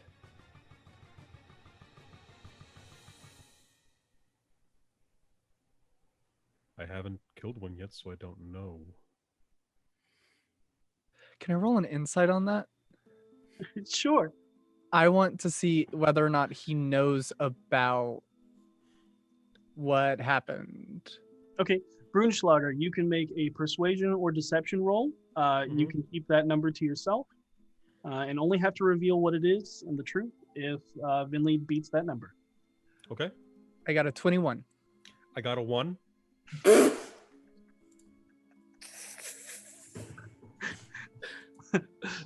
So, Venlee, what is your question? She's trying to ascertain whether or not this man knows that that god is dead. I can't remember his name right now. The one we saw being sacrificed with the symbol. I don't remember his name right now. But she's trying to ascertain whether he knows or not that that god is dead. Brunschlager's knowledge of religion is very, very, very limited, as is his awareness of recent events. Okay. Then she will stop pushing that subject because she doesn't want to break his heart. Paladin in real life is kind of going, Kazima. That dagger. Could it do this? If the Lord of Fire wanted so much for it not to be removed from the heart, then I assume it can do catastrophic things. That's not the answer I was hoping to hear. It's not the answer I wanted to admit. But now we know that there is a 6-foot purple plate armor tentacle thing with something even bigger that can kill a god. Yep. Can Venlee take a moment and look over Bane's corpse? Oh, they muted. what a question, honestly. What a question. Yeah. Venlee, Uh-huh. now that you think about it, you've seen that man before. Especially when you think over the ritual that you were just mentioning and playing through your mind. You think back to when you found yourself in the far realm. And There was a vision of a man being dragged into a lake that hunted and killed Harold. Oh, no. And he looked exactly like that. But continuing on what you said, you're looking over Bane's body for... If anything, really, this is once in a lifetime opportunity to loot a god corpse. Okay. You without rolling investigation or anything, there you can't see all of his form, but he looks to not really wear any clothes. Oh. But with the help and aid of Kuzima and Patty, they inform you of what you should or might be looking for that could aid you. And that is the right black gauntlet of Bane, yet you do not find it. And in its wake, you only see the stained black hand of his right hand. Her head pops up cartoonishly over the pile of rubble, and she says, "There's no gauntlet here, so assuming our big purple man is wearing it." Oh, this just gets better. And just should let y'all know, I had a rather strange vision one time that included this man in purple armor. He is not... We already knew this, but he's not to be trifled with. He's very dangerous.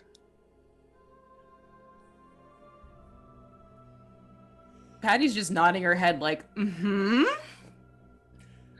I will not leave this place until I attain what I need, which is the heart and the dagger within it. If that means going into the forest to find out exactly what we need to do, and that is what I will do. I will not ask you to lay down your lives for such a thing.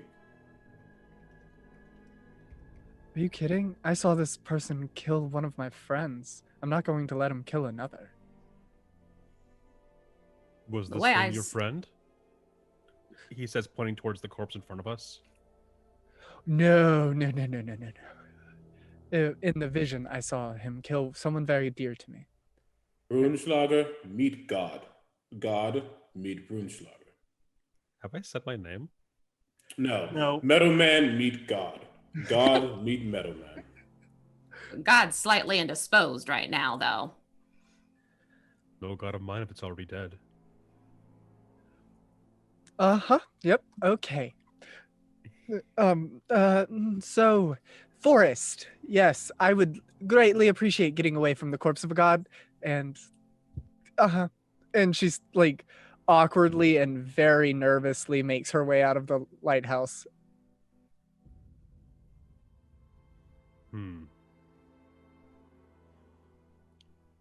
Is there anything else in the lighthouse? Is there anything else in the lighthouse? Yeah, aside from the very obvious god corpse, which, I assume that's also what was giving off that magical aura, the god. Yes. That makes sense. God. And looking over quickly, you could probably spend the next week clearing out this place in order to search it more thoroughly, but with the state of it, it does not look to be to be really traversable, despite the amount of stone that you've pulled away. And that is when something very, very unsettling happens. The body twitches. No, ma'am.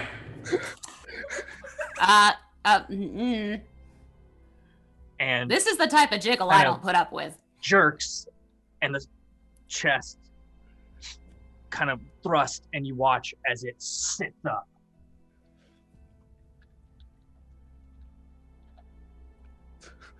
And I need everybody to roll initiative. How loud was it when he sat up? Because Venlee was just outside the door.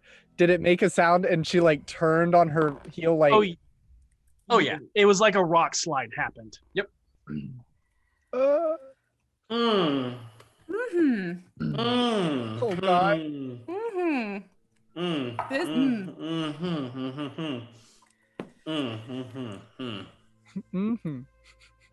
Co-signed. All right. Not every day we can say, I'm fighting the corpse of a god right now. And isn't Bane murder? Or strife? Or death? Bones. One of them. 2 seconds. Mercurial is death. Ball is murder. Bane is strike. Correct. 25 to 20. 20 Grunschlager? Okay. with my +0 dexterity. That's a natural 20. And then 20 to 15. 16. 17. All right. That. Say that again one more time. Sorry. 16 and 17, I believe. Who Yeah. 17 was Patty? Yeah. 16 for moi. Got it.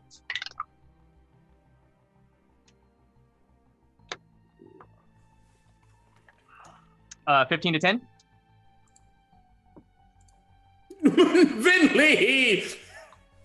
And then last but not least, we'll pull out the old Venlee coming up last. The 10 to 5. 7. There it is. Oh no. Vinley's already panicking. She's like, what could I possibly do to this man? All right. Go ahead and Brunschlager. It is your turn first. Brunschlager is going to just yell, "I thought he was dead!" And I'm going to attack twice. Okay. Does a 22 hit? 22?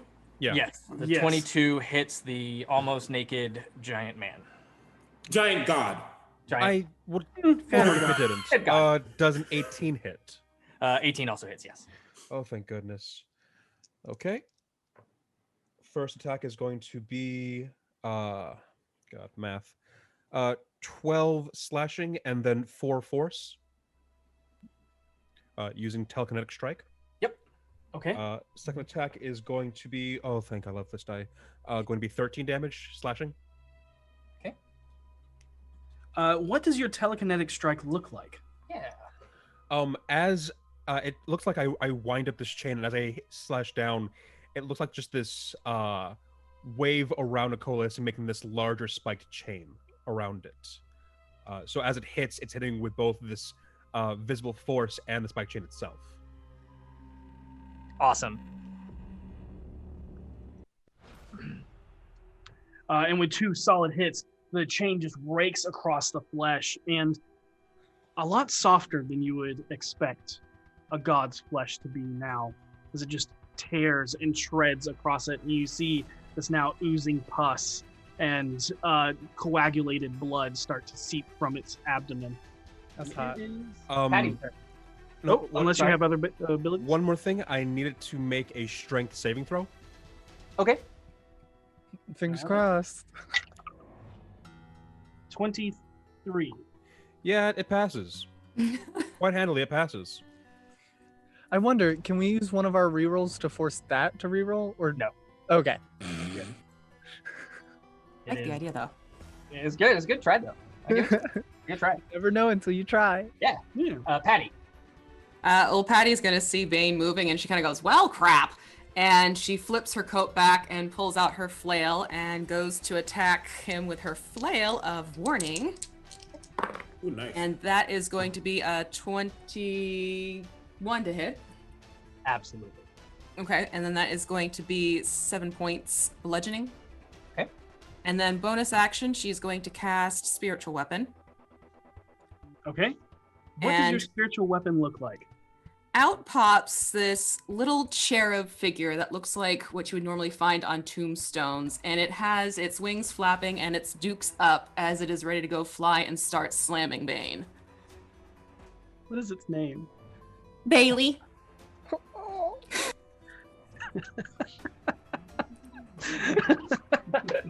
Bailey's in the game.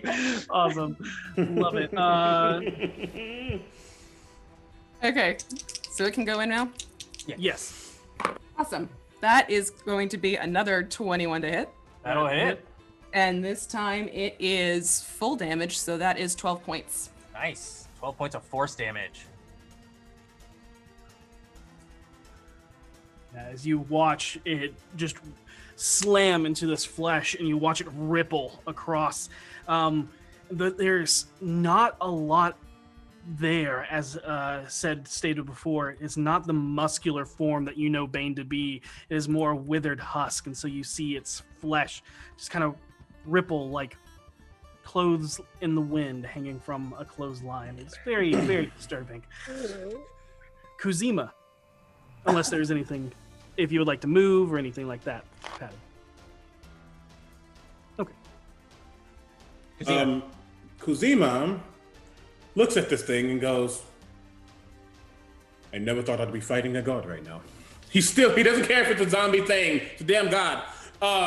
But he concentrates for a second and he reaches into a satchel that he has and pulls out this crystal vial that has different things inside of it. And Zawadi kind of like climbs down to my hand as I'm holding it, and I go, I need to summon your sister. And he kind of flows around the crystal vial and begins to heat it up. And as I speak in Druidic, in a mix of Primordial, I'm casting Summon Elemental Spirit as I summon a much bigger version of Zawadi, but more almost like snake-like than salamander-like. Yeah, they are obviously a fire elemental. I envision it more like a fire salamander, like from the plane of fire, but looking like Zawadi. Yeah. I say, thank you, friend, but we're still not done. And as as Zawadi nods, just looks at the thing on the ground and just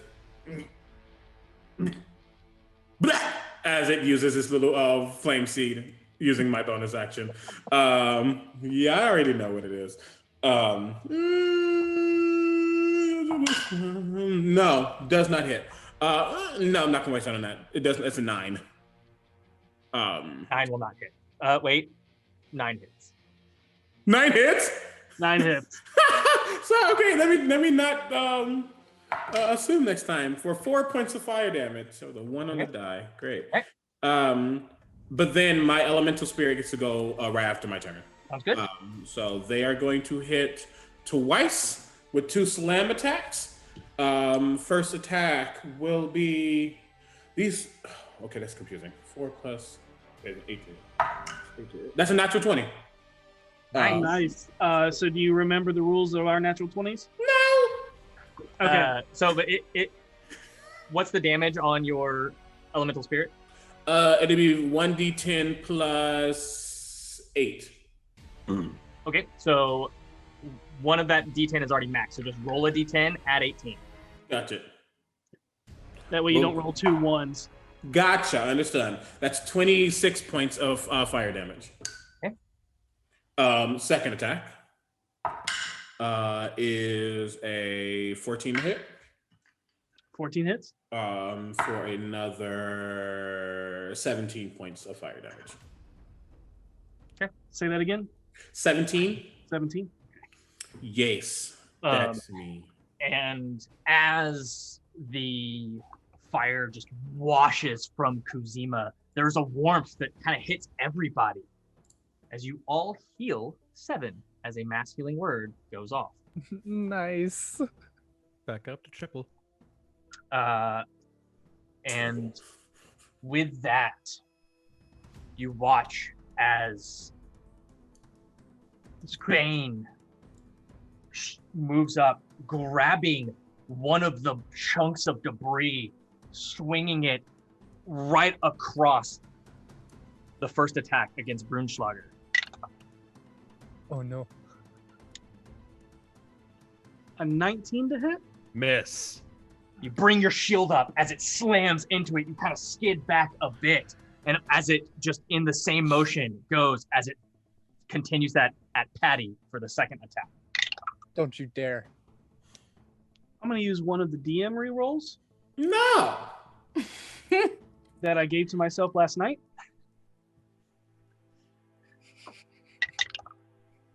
Okay. 26 to hit. Yeah, I think that's gonna hit. Don't die, Patty. 15 points of bludgeoning damage that slams down into you. Using my reaction, protective field. Oh my god. Please reduce that by 9 points of damage. Okay. Okay. So, Thank you. So 6. You'll take 6 points instead. I will happily take the 6.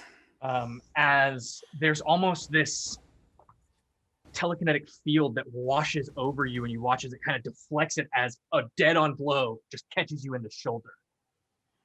And as it does, it brings it over and tries to bring it back down on you, Brunschlager, for its final third attack. Oh my god. 19. And again, you bring that shield up as it slams down into you. You actually dig into the rubble a bit as you're pushed down into the ground ever so slightly, but your shield holds. And as you are so close, you look into the eyes of this creature, and you don't see the 1,000-yard stare or the fogged cataract eyes of the zombie. You see 2 small motes of a bluish green teal. Kind of like mine, but more green. But more green. And it is now Venlee. Venlee turns around at the door where her skeletons are, and she goes, "Well, boys, you know what to do." And as they start to pull out their bows, she holds up her wand in her left hand, the bone wand, and the ring of Jergal flashes, and she says, "I don't know for sure, Bane, but I think Jergal would be sorely disappointed in you." And she casts Guiding Bolt at 3rd level, and she's going to use one of the natural 20s I've been awarded to make sure it crits. Nice. Let's go. So that's 66 doubled, Yes. 12d6. 12d6. I am going to roll these on D&D Beyond. With D&D Beyond's dice rolling feature, it makes rolling massive amounts of dice all that much easier. Yes. Although we all love rolling real dice, sometimes there's just too many. Oh, it's right there. What Quick am I math. doing? It's all comes down to quick math. Yeah, it's 31 points of radiant damage. Okay. And the next person to attack has advantage. Which are going to be your skeleton guys. Right? Oh, yeah. So the first attack will have advantage. All right, so that will be Chuckles because he's the favorite. Okay. So 15 plus 7 is 22. 22 Okay. hits. And then a d6 plus 2, which is 5. And then Dumbo's going to go. Oh, wow. I'm sorry to speak poorly of your name, Dumbo. That's 17 plus 7 Okay, that definitely hits. and another 5. Okay. Okay. Slams up into Bane as it's just raking. They have short swords, right? They have short bows right now. Oh, that's right. Firing They're the not arrow, getting close to it, piercing so- into the flesh. Bane kind of stumbles back a bit and staggers, but continues holding his ground. That's me, and she's standing in the door frame now, so that if something were to fly at her, she'd have a chance to be like, whoop, behind the wall. Venlee, what type of damage was that 31? Radiant. Okay. Do Go I need ahead to- and roll a d6. Ooh, a 1. I'm excited. Sorry, pulling up our lingering damage chart for massive Ooh. damage. F it up, Kane. No, it's not there. It's not there. It's here.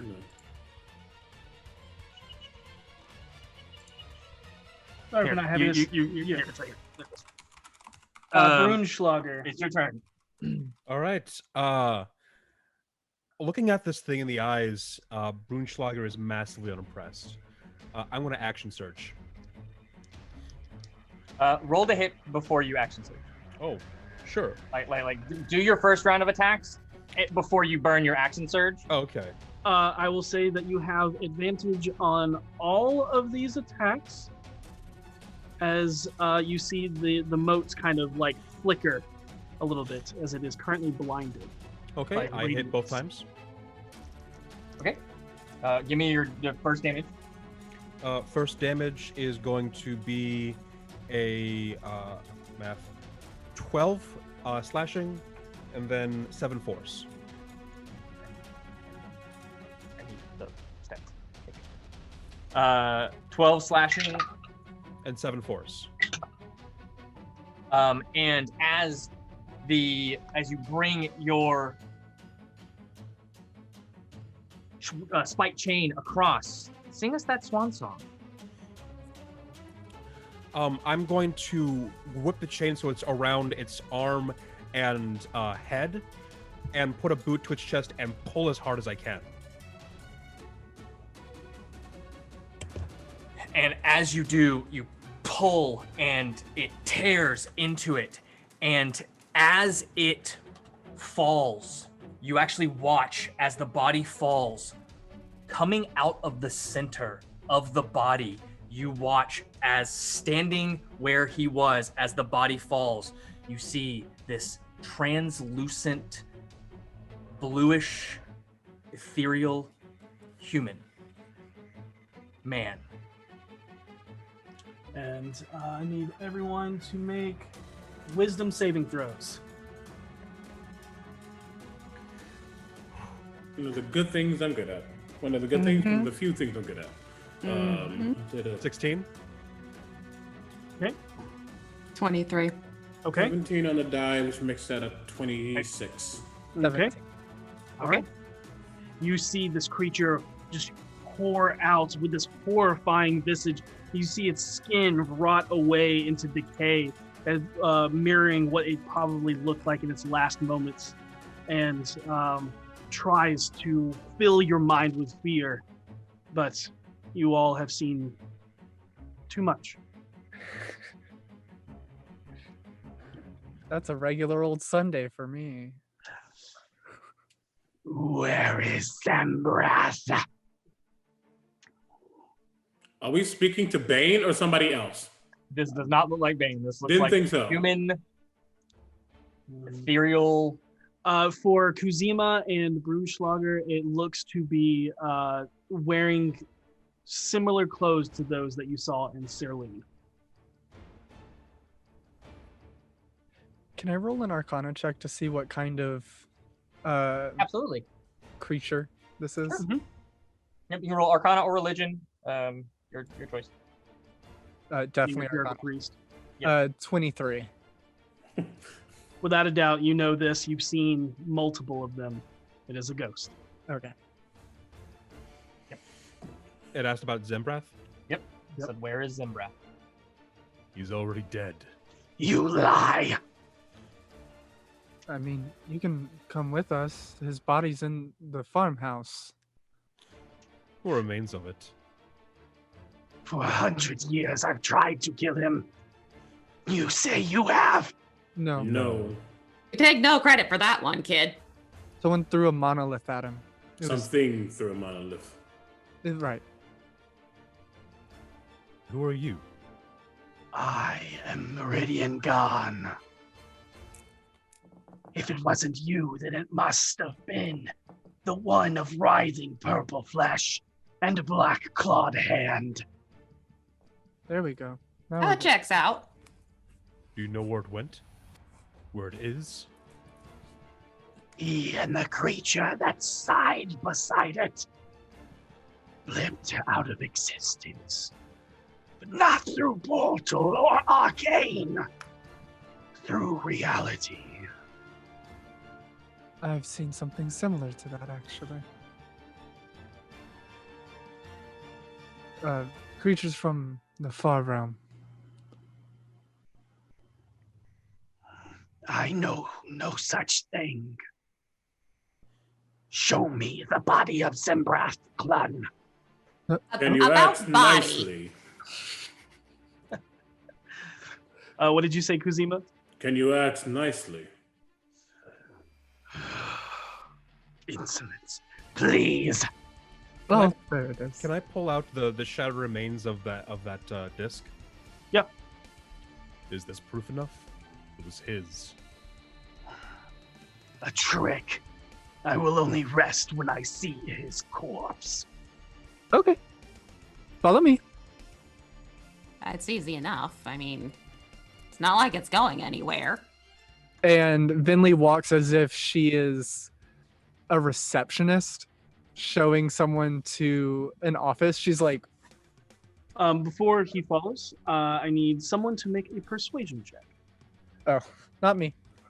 I can. I'm decent enough. I got a 4 on persuasion. You got a 4? Can Zawadi lick your face with consent? Absolutely. Guidance. I love it. Okay, so that is going to be a 26. Let's go. Wow. I got. If I find that you are lying, your body will be forfeit to my possession. Oh, I mean, trust me, kid. I don't like to lie about this type of thing. You're gonna be seeing sort of a body. Kid. That's what I call everyone. Fine. And he will float behind you until you make your way back to the farmhouse. Yep. And Really quick, I just leaned over as we're walking. I leaned over to Venlee and I said, "Do all ghosts, after they're dead, talk a lot of, for lack of a better word, using something that Harold has said many times, shit?" Only the real dicks in life. The ones that are really hyper focused on one thing. Huh. Before we leave the corpse of God, I suppose, is there any physical object aside from its body that's on it? Any possessions at all? No. The one thing that Kuzima and Patty was instructing Venlee to look for is the one thing that is missing. So he's just completely naked. There are some tathards and like a loincloth. Yeah, but he does not wear many clothes. And the one thing that he does wear has seemed to already been pilfered. Good. Real quick question. How fast do I think I could cut off that blackened hand? Do you have a sharp bladed Yes. instrument? Yes, I do. Go ahead and just give me 3 attack rolls. Let's see here. Adding anything? Just your attack rolls. 14, 14, 10. 14. 40 modifiers. You're able to cut through it. It is not a strong, big hand of Bane. It is the withered, almost mummified looking, gaunt, skeletal look. But you do have his hand. Perfect. Gonna put in the box. All right. And upon seeing the visage of the dead corpse, of the not really recognizable Zembrath Clun, you actually feel release and relief. A feeling of pain and anger wash away into acceptance as you watch his ethereal form fade away from existence. As he's fading, Venlee just says, "Enjoy your afterlife." Thank you. Yeah, that's just the beginning. Sometimes it's a stepping stone. This is very true. You're learning, kid. Lots and lots of stepping stones. Mm. So, what do you all do? Seems to be only one path left. Into the woods? How is everyone feeling? I feel great. I mean, a little drink couldn't hurt, but I'm fine. I do not claim to be a medicine man, but I can do a little bit if it's necessary. Out of game, we do have a short rest that we haven't used yet. Really? Oh. Did you guys get Oh, I'm very good at keeping track of these. Oh, that's good. Yeah, absolutely. Yeah, I mean, short rest could work for me. So if we wanted to have like a 10-minute conversation and then head into the woods. Yeah. That is what you guys want to do. We're not going to stop you. That's a free resummoning of Zawadi. I get quite a few of my spells back. Arcane recovery. Yep. Yep. Mm-hmm. I will say once doing this, I would forget that I'm around people for a second, and I'll begin to resummon Zawadi, and I go, "Let me step away from you all," and will resummon my buddy as the. Actually, it hasn't been an hour. the other spirit's still there until it goes away. Mm-hmm. Yeah, 100%. Zawadi is a window. Hey, it'd make great for path clearing. Yes, actually. So yeah. Actually, once we start going, they'll kind of be in front, pushing and burning and getting things out the way for us. I will say no time spent, so you still have your summoned thing without minus the 10 minutes, as you felt that short rest wash over you in the relief and thanks from the spirit that passed on. Oh. Oh. See, he wasn't totally a dick. And Wait, does that mean someone possessed God's body and tried to kill me? Correct. That has been worse. as you all begin to make your way towards the forest, I'm going to do a slight update. We have broken 4,500, which means we are giving away a Beetle and Grimm Icewind Dale silver box. That is happening in chat right now. So you can enter hashtag Beetle and Grimms into the chat for your chance to win in the RockPunch ATL chat. And knowing what is in it, it is very much worth it, as all of their boxes are, but there's a lot of really cool trinkets in this one. Nice. And we're only like 480 away from our 5,000 mile marker. Yeah, this is only game 2. Yeah. We're gonna have to come up with other incentives. I got ideas. I got stuff in the back. Yes, again, thank you to everyone that has donated so far. Every dollar counts. We know that this is a tough time, but let's celebrate with some D&D and other good news that has happened this week. Yes. But I'll brush that over. And you guys are walking into the forest. Into the unknown. Into the woods. And as you walk further and further into this not super dense, but a little bit of overgrown brush, you notice that most of the bodies seem to be only those of the three-eyed cultists, as they seem to try and keep the others at bay. And the further you get in, there seems to be no mention, no sign of them at all. But what you do notice is that there is a heat radiating the further and further you get in. A sweltering heat, one that only Venlee has felt before in the forges within a book, standing literally feet above lava. And I need everyone to make a Constitution saving throw as you push forward. That's my specialty. I guess want to understand, you said only Venlee has felt this type of heat. Have you been around lava? Yes. Okay, then you have felt. I was like, okay, I was making sure like there's something special, or No. yeah. Okay. 18? 17. Shocked at how well I did for that. Kuzima, you don't have to roll this. Oh, it was a 20 anyway, but then. I got a 19. So we got 17, 18, 19. And if Kuzima had rolled, it'd be a 20. Aw, look at us all organized in number line. Look at y'all. Yeah, and you're able to push through the heat of this as it begins to burn and fill your lungs. And try and sap you of your energy. You do not gain a level of exhaustion. Kuzima, actually, I feel like Kuzima feels somewhat at home right now. Yep. He feels very comfortable. And as you get further and further, you start to see the clearing as the wood gets more sparse, and you see that the underbrush is burnt away almost to ash, but there are no flames.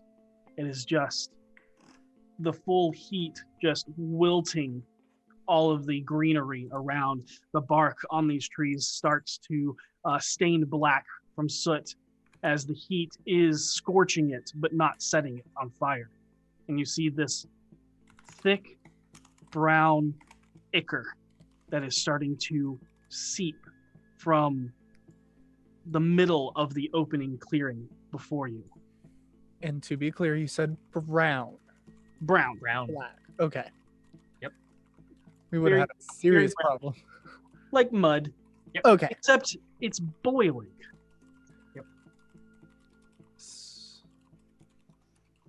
Is it blocking our path forward? It is. Oh, dang it.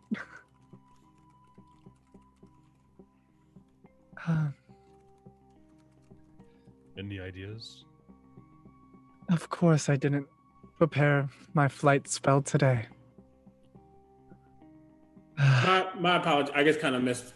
We just went to. What did we get to?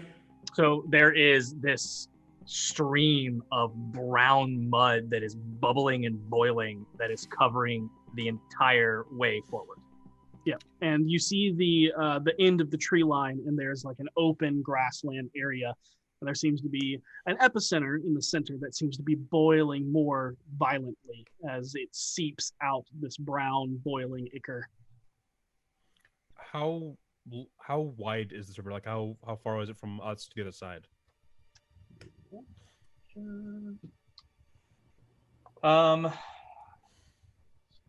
You're looking roughly at about 80 feet. Oh, Okay. My measurements are correct. Yeah, it's somewhere between 80 and 120. It's like 80 feet wide, 120 feet deep, and it seems to be a clearing, a meadow that is just covered in mud. But the other side is clear, and we need to get to the other side. You would think that until you see a geyser erupt. Shoot out from the center of this mass. And as it does, I need everyone to make dex saves. As from one point. boiling hot mud goes spraying all around you. Yes. Ooh, I'll take that. That's a 21. Nice. Do we have any rerolls? We do. We have 3 left. Can I take one? You've got 2. Oh, we got wait, 2. You failed yours? Yeah, I felt. Oh yeah. Oh, then Tower of Iron Will. I'm gonna use my reaction to give you a slight boost. Would you roll? It's a 7. That's fine. It's now a 15. Okay, I'm here for that. Wow. Thanks, Metal Man. Yep. I got a 22. 22? All right. Patty? 12. Got a 21. Brunschlager, you got a 12. Kuzima? 15 now. 15? Okay. Do you Kuzima, wanna use the Patty, reroll? say again? Do you want to use the reroll, Brunschlager? I'm in triple digits. I'm fine. Okay. Kuzima, Patty, and Venlee, you are going to take 19 fire damage. Brunschlager, you take 39 fire damage. Kuzima, Sorry, Kuzima, 10? half of that. um, It was what? 19? 9? 9. 9. Okay. 9. So you see me look at Kuzima and just hold up my hand and give him this slight force field against the fire as just a bunch of mud hits me. You can see as it hits and like seeps in through the chainmail of the drapery that falls in front of your face and into the skin. You actually watch as bits of the fabric begins to singe and melt away as it's begin to sear your skin. Those that see can see the skin underneath is this orangish red, and you know that that mud was hot, and so it has obviously burned and scarred the flesh to be this orangish red burn. already 2nd degree, maybe even close to 3rd degree burns. Venlee immediately uses prestidigitation to clean that off to remove the hot mud from his bare skin. Okay. And then I apologize right now. I take a little bit of Zoadi's flame and I attempt to like cauterize the wound, just in case nothing gets worse than it is. The wound is cleansed and then cauterized, but it still seems very burnt in the sense of the red skin and whatever. Yeah. As someone with red skin, I don't think I'm as phased that they have red skin. Yeah. I guess. You have scales.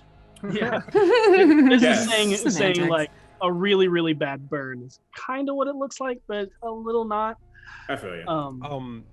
Brunschlager just grunts and stifles a scream inside the chainmail, and you see him just kind of thump his chest as I use Second Wind. Well, that's pretty. With my, not just perception, because with what I've kind of ascertained, this geyser is probably the same geyser that we got hit with in the back. Yes. How long has it been between the last time it went and now? If you had keen mind, I could tell you, but it also seems a little erratic. But I will say that after the geyser, you see a little bit of the mud pull away and sink down into this hole, this divot that looks to be seeping into the ground before it then bubbles again and starts to fill, and leaving a little bit more area of the opening clearing for you to step into. But I look at them and I say, I can get us across, but and I actually look at Patty and Meadow Man. This is not to assume weight or size, but you all are pretty big. I should be able to carry you, but I just want to be sure. How far across is it now that the mud is lowered a little bit? The mud didn't change the clearing. It only filled the clearing. You guys were at the edge of the tree line. Okay. But While they're deciding what to do, Venlee's actually going to patch herself up and apply some aloe to her face and use her healer's kit to heal a little bit through first aid. Let's do it. I weigh a little under 450 altogether. And as you're healing, you start to see the bubbling mud begin to turmoil just a little bit more as it seems to grow these bubbles that just but don't seem to pop, as it then grows further and further in mass as this magmud titan pulls itself from the depth. And we need everyone to roll initiative. Oh no. Mm-hmm. Oh my god, I'm terrible. See, the only thing I roll bad on apparently is the initiative. Oh, geez. I am really glad I have advantage. Ooh. That's a Ooh. Okay. All right. Just Kuzima, 21. Venlee, A 9. 9. Patty, 12. Brunschlager, 19.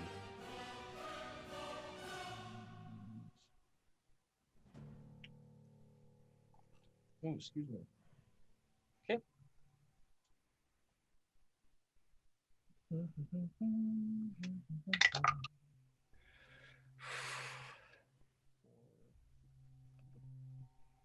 Oh, got it. Yeah. Yep. Just do that. Kuzima, you are first up as this massive titan, like mud man that is taking shape, appears to tower over you about 25 feet tall as it begins to lumber its way towards you. I'd say it is about, with its massive size, it's about 60 feet away from where you currently are at the edge of this boiling mud. Okay. I look at that and I go, if the Lord of Fire commands it, Still yourselves, please. I just want to give a shout out to our Sunday crew, Rivals of Waterdeep, for the raid. We love you so much. Thank you. And thank you so much for the raid. We hope y'all had a wonderful session, and we love y'all. We are in the last 30 minutes of this stream. Please help out the players as they are going up against a Magmud Titan and searching for something as Bane himself has died. Mm-hmm. The god of strife and tyranny is no more. We're gonna check it real quick. Okay, yeah. Okay, yeah. And I say, please still yourselves. I'm new to this too. And if the camera were like pan for a second, he'd go into his mind and think of the moment when he first saw the Lord of Fire in the forest, when he thought all was lost. And in the back, there was different animals and things, but one that sticks with him was a gorilla, just kind of walking in the back. And he keeps that in mind as he then begins to bubble and boil into a huge ape as I cast polymorph. Nice. And I think it's still burning because that's what I want. Love it. I love it. I rush forward the thing towards. I only have 40 feet of movement, but I'm going to run and jump towards this thing and get there. That's my action. I can't do anything. Okay. And as you end your turn, stepping into this boiling mud, you are going to take 22 fire damage, and that is already halved. Okay, question. I wasn't sure. I turned into an ape. Do I still have my resistance? Absolutely. Okay. Yeah, I'm going to say yes. That's the ruling I'm going to make right now in this moment. So you still I kept looking at it. I was like, I don't know. You are a druid. I know you didn't use wild shape. I know you polymorphed, but for these purposes, we're just going to say yes. We're going to roll with it.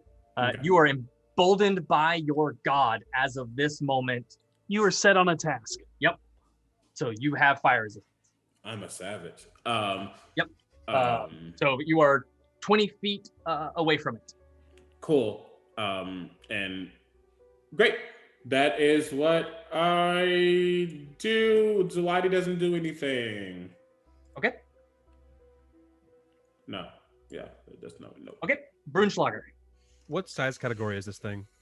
Huge. Dang it. Is it at all near the edge where I can hit it? It is 60 feet away from you. Great. I am going to grab some of my javelins out. Okay. I am going to take out 2 and throw 2. Please. Oh, okay. Sure. Does a...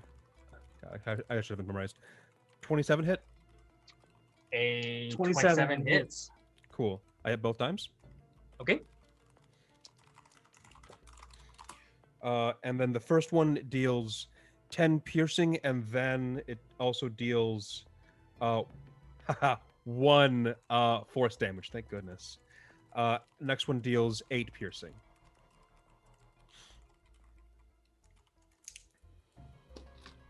Okay, so right. Yeah. And you just launch these javelins, and you see them sink into its form, and then just get covered in more mud as it drips off and just absorbs into the massive body of this creature. Okay. But you see it form like its head stretch as these strands of mud create this gaping mouth, a hollow of just pure heat that you can feel, Kuzima, as it screams out in this. It sounds like just more bubbling. Knowing you know that you have done damage to it. Yep. Cool. And that'll be my turn. Patty. Okay, Patty's gonna sort of look at the distance and look at what happened with Kuzima. Well, that's not an option, and she's going to cast Guiding Bolt at 4th level at this thing. And we shall see. Okay, that is going to be a 21 to hit. 21 hits. Lovely. And then we are looking. Oh, I have to math this all together. Hold on. Venlee, you are up next. Maybe. 24. 24 points of damage. Mm-hmm. Got it.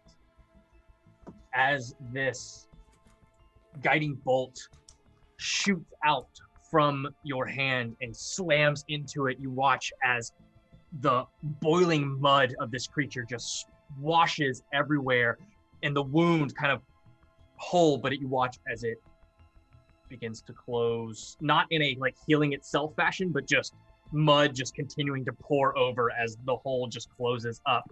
But that pulsing glow from Jiggle still alive and ready as the next attack against it has advantage. Venlee. So knowing that, seeing her do that, Venlee will step up next to Patty, and when Patty holds out her holy symbol to call forth the guiding bolt, Venlee will stretch out her arm with her wand with the ring of Jurgal on it and do the same, casting guiding bolt at 4th level. All right. And I'm not going to use that natural 20 just yet because I have advantage on this, and I want to see if I can get a natural 20 alone and save it for maybe the final boss. Ooh. Nope, it's an 18 on the die though. Yeah, that hits. All right, so we're going 7d6. Ooh, nice. Let's see, so that's 26. So close to getting another injury.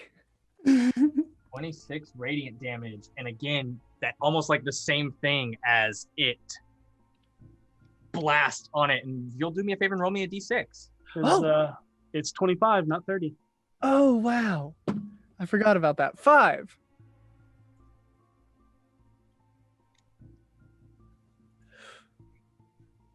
Oh, God. Okay. As you imbue this creature with this radiant energy, for some reason, Kuzima, you feel a blessing of Jurgal, and you have resistance to necrotic damage, but not really important right now, but you do feel that presence. In ape form, we're like, hoo. Yeah. And then my 2 Skelemen are going to pull out their bows and fire 2 arrows. Okay. The first one is 16 on the die plus 7. That And hits. The second one is 18 total. That hits. 18 hits, sorry. That's 6 points, 12 points of damage total between the 2. Okay. Got it. I rolled a 4 on both d6s. Good time. Okay. On its turn, you're going to watch as it dissolves into the mud and then reforms in between Kuzima and the rest of the party on the edge of this, putting itself 15 feet between each of you. As it brings its hands up, you watch as an eruption of boiling mud goes flying out over everyone. I need everybody to make dexterity saving throws.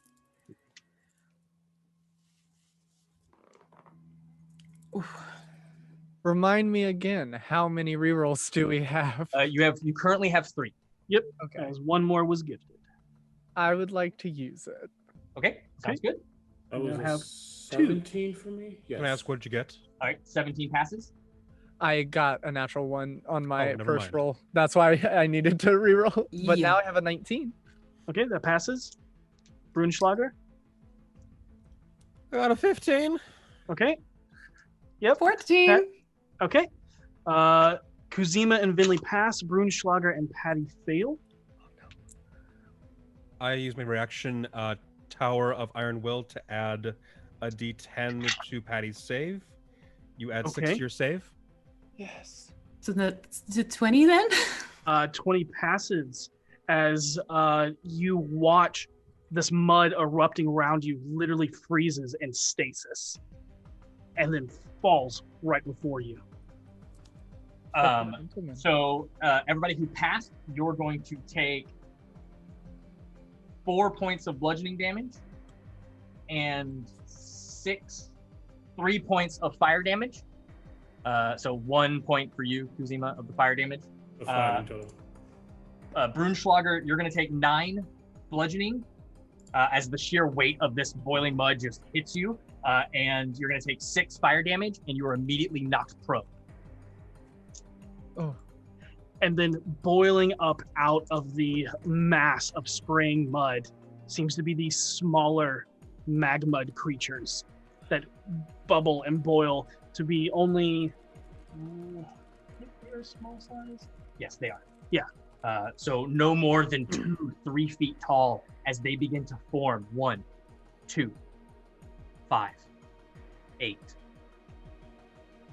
15,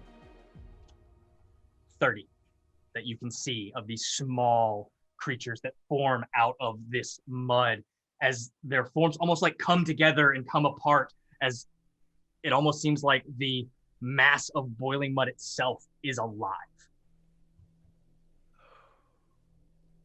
Okay.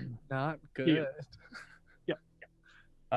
And it's going to go after Brunschlager. Yep. As it is going to try and get through your armor as this swarm of these mudmen come at you. So wait, did the big thing dissolve into these small ones? No. They formed as well. Oh, no, man. Yep. Yeah, when he erupted the mud, he created these others. The first one, they can't get through your plate armor that is so tightly grafted, formed fit to your body. As you are moving and just wiggling, pushing away their forms with your shield, as they cannot find grasp to seep through the cracks of your armor. Pushing your mind just a little bit, you can feel the mud just being kept at bay, just on the edge of your armor. That is their turn. That brings us to top of the round, Kuzima. And it's now, is it 15 feet away from me? It went down 15. 15. Yeah, 15. Yep. Yeah. Okay, that's fine. I roar. Yep. Or meow. I don't know what fucking sounds apes make. And I will rush towards it, kind of leaping with the mud, and coming down on it. Okay. Going like boom, boom with 2 different attacks. Yep. Hammer fist. Hammer fist. I don't want to use you. I'm using this die. A dirty 20 to hit. Dirty 20 hits. Natural 20 to hit. That'll hit. Just barely. Just barely. So for the first attack, this is 3d10 plus 6. That is the math, 18, 24 damage. And then for the second one, I would just automatically do 36 and then roll the 3d6. It'll be the whatever the total of 1 die plus your strength modifier is. Yeah. That's what I thought. Yeah. What was that first damage? What was it? I guess I rolled 2 4s, a 10, 8, 24. Did I say 24? 24. 20, 18, 24. Yes. Got it. Sorry. No, it's okay. Math. This is 15. Brunschlager, you're on deck. Patty, you're in the hole. 15 plus 36, 51. 51 points of damage. Bludgeoning damage. Got it. As your fists slam into this, it just kind of envelops over your hand. You pull it back. Mud goes slinging as it closes around the wound. Doesn't seem to be doing as much as it should be, but you are definitely hurting it. Because I'm a polymorph, is it technically magical? It is not because you're polymorph. Man, don't come for me. That's valid. You're right. You're right. As a bonus action, I don't think it's going to do anything. No. I don't. I don't. Okay. No, I don't. Okay. All right. Brunschlager, How far away is the Titan from you right now? 15 feet. 15 feet? Yep. I'm going to stand up. That's going to take me 15 feet to have my movement. Yep. I'm going to use psi-powered leap. Okay. I'm going to just hurl myself at it using my mind, using a standing long jump. I'm going to add... I'm going to roll d12. I'm going to add twice what I roll and twice my intelligence modifier, and it's going to cost me 1 foot of movement. Okay, sounds good. Okay, real quick. Kuzima, you are still right next to it, correct? Yep. Yes, he's walking away. Yes. I'll calculate it. Yeah. Okay. Cool. So I rolled a altogether 30. 30. Yeah, you absolutely leap right at it. Cool. I'm gonna start attacking. Yeah, sounds good. Yep. First one is going to be 18 to hit. 18 hits. Next one is nat 20. Nat 20, I guess will hit. Yeah. Going to action surge. Okay. That is going to be a 23. The hits. Next one's gonna be a 23. Okay, so that's hit, crit, hit. Yep, I love playing fighter. What are your crit rolls again? Sorry. So your weapon damage, so a D8 plus your strength modifier is already maxed. So 8 plus your strength mod. Yeah, instead of doubling the dice, we just make one of the dice already maxed, so you don't roll 2 ones because it's really. Yep. So you'll just roll on the one you critted on. You'll roll a D8 plus 8 plus your strength mod. But that is only for your base weapon die. Anything that is magical or supernatural, those are just doubling the die. Yep. Right. I'm going to be dealing 51 points of damage across 4 sources, and then I'm going to add the D10 of my Sonic die, which is 3 force. So 51 across all of your spike chain damage. Yep, and it's non-magical, if that matters. Yep, it does. Yep. And then how much for the psychic damage? The force damage from your telekinetic? 3 force. Got it. Kuzima, just so you know, you took 26 fire damage. If I'm doing that, no, 29 fire damage from the being in the boiling mud still. That was already halved. Brunschlager, is that the end of your turn? 26, you said? 26. 29, sorry. 29, sorry. Question. Since this is technically, I use it on myself, but it's still a magical thing. Concentration? Yeah, it would be. Yes. Okay, I was making sure. So that would have been 1, 2. I need to do 3 different rows. Okay. Thank you for doing that. Yep. And I have an advantage. So the first one's good. Second one was almost bad. Was for 17. Third. By 8. He is no longer 8. And the last one, yeah. I rolled bad. That's standing in that just the fur is just getting singed and burnt as you just find yourself back into your dragonborn form. Brunschlager, is at the end of your turn? Correct, yeah. You're going to take 59 points of fire damage. Okay. From standing in the boiling mud. All right. Cool. This plan wasn't thought out. Patty. Patty's gonna look at the big one, and you're a boil that needs to be popped, like a little blight that you are, and she's casting blight on it. Nice. Nice. What's the saving throw on that? It is a con save. Con It's save? 15. Okay. That is a 21. 21 will make it, but you're still going to take half damage, so you're going to be having 29 necrotic.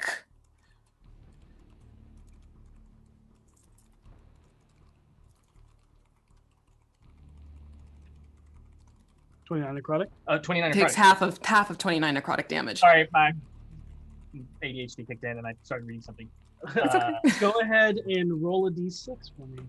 Okay. And that is a 6. I think this one's actually really bad. Yeah, go ahead and roll another 6 and tell me if it is high or low. D6, high or low. Any low? Okay.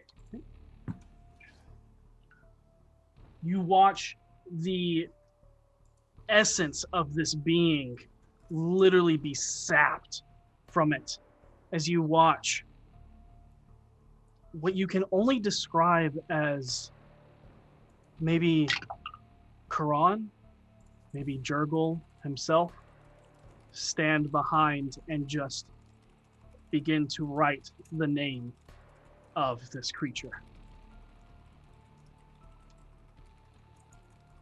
Yep. And with that, you watch as it begins to crumble in on itself, as it withers and decays and crumples into a pile of mud as it just took 105 points of necrotic damage. I mean, I'm good, but I'm not that good. Holy cow. Wow. Yeah, As the avatar of death himself wrote the name of this piece of whatever this is. And there is this massive swarm. still heading towards you. If that's the end of your turn, Patty. Hang on just a second here. You caught me off guard with that one. You do have your healing weapon. word. Healing Bonus word? action Okay. healing word on Kazima. Oh. So that is going to be. I need my d4s. You have all of them right here on the channel. So you get 10. 1d4. Only one. 10 back. 10 back. Mm-hmm. It's cast at second level. And normally you would not be able to exert that type of magic after casting a spell, but for some reason your god is next to you in this moment and you're allowed to cast a second level spell as a bonus action after having casted a higher level. And I'll say the essence that this that was pulled from this creature is then, just as Venlee does to many creatures she kills, is imbued into everyone as you all heal to full. Oh, wow. Cool. I was at 11. Holy cow. That is the incentive from chat for that. Yep. All right. Just to remind you, you have 2 re-rolls left. And We have 1 re-roll left. And I think, and there you So go. what's left? The swarm of the small one. Swarm. Okay. I'm like, Is it an actual swarm or just still just a bunch of individuals? It is an actual swarm. Oh no. I will say, if you want to target individuals, that is fine. You can so do that Yep. with your abilities. But that brings us to Venlee. She looks over at Patty like, oh my gosh. And she just kind of shakily holds up her wand and uses her last 4th level spell slot to cast a guiding bolt at the swarm. Okay. And I'm going to use my last natural 20 given to me to go Nice. ahead and just crit on this. All right. And that's going to be 16 d8. Okay. 16d8. All right. So that's 35 on the first roll. Okay. And then an even 40 for the second roll. So a total of 75. Okay, and as it hits, slams into them, they all explode in a burst of boiling mud. I need everybody to make dexterity saving throws. Jesus, stop it! I'm so sorry. No, 17? well, that's my first, on this die, my first natural 20. Congratulations. I got That's a a dirty 20. 14 here. Is a 14 a fail? 14 is a pass, just passes. Did anybody roll below 14? All right. You are going to take 5 fire damage. Kuzima takes 2. As these creatures explode, and as you look across the battlefield of everything gone, another geyser erupts, and as it spews, you watch as it begins to form another Titan once again. And it's at this moment that you realize sometimes it's better to flee than stay and fight. But you have learned so much on this day. In Kusima, you were sent with a task, but there was a very specific instruction that was given to you. You're not sure how you knew, but that was never remove the dagger. And that dagger has been removed. So now you have a new task. Find that dagger so that you can come back here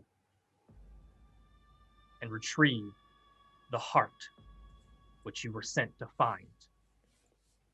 Brunschlager, as you make your retreat, knowing that there is no way that you can stop something that does not stop forming, something hits your mind. That being, porcelain white skin, corrupted black veins, and 3 eyes. You've seen that face before. But serene, calm, pure, clean. Do you remember the temple? And you now know what your purpose is. To go and continue your path to Jamdath. Now, Chamdath, and find what you can and how you can aid and cleanse the god you now serve. Patty and Venlee, you have recorded the name of Bane into your book of dead, a name that should never have been recorded. Even being called one of the dead 3 never truly died. You make your way, teleporting back to Waterdeep with this knowledge and so many more new questions asked. And I believe that is where we're going to end this one shot. Oh, I'm scared. I do want the record to show that Venlee would have offered Kuzima and the Metal Man a ride back to Waterdeep. Like, hey, if you wanted to leave to your respective places from here, it's a lot safer than this place. You would know, Brunschlager, that Chondath is literally across the ocean of the Sea of Fallen Stars. You are already headed in that direction, which is why you were there.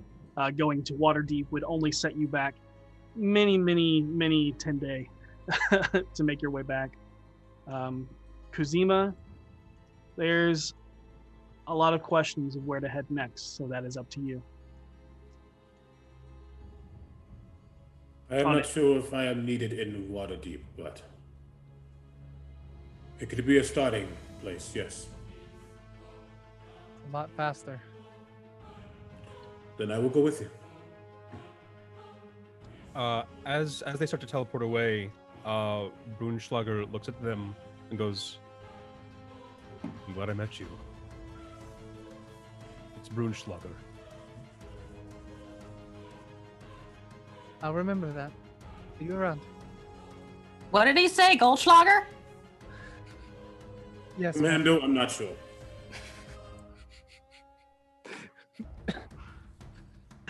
And you all teleport away.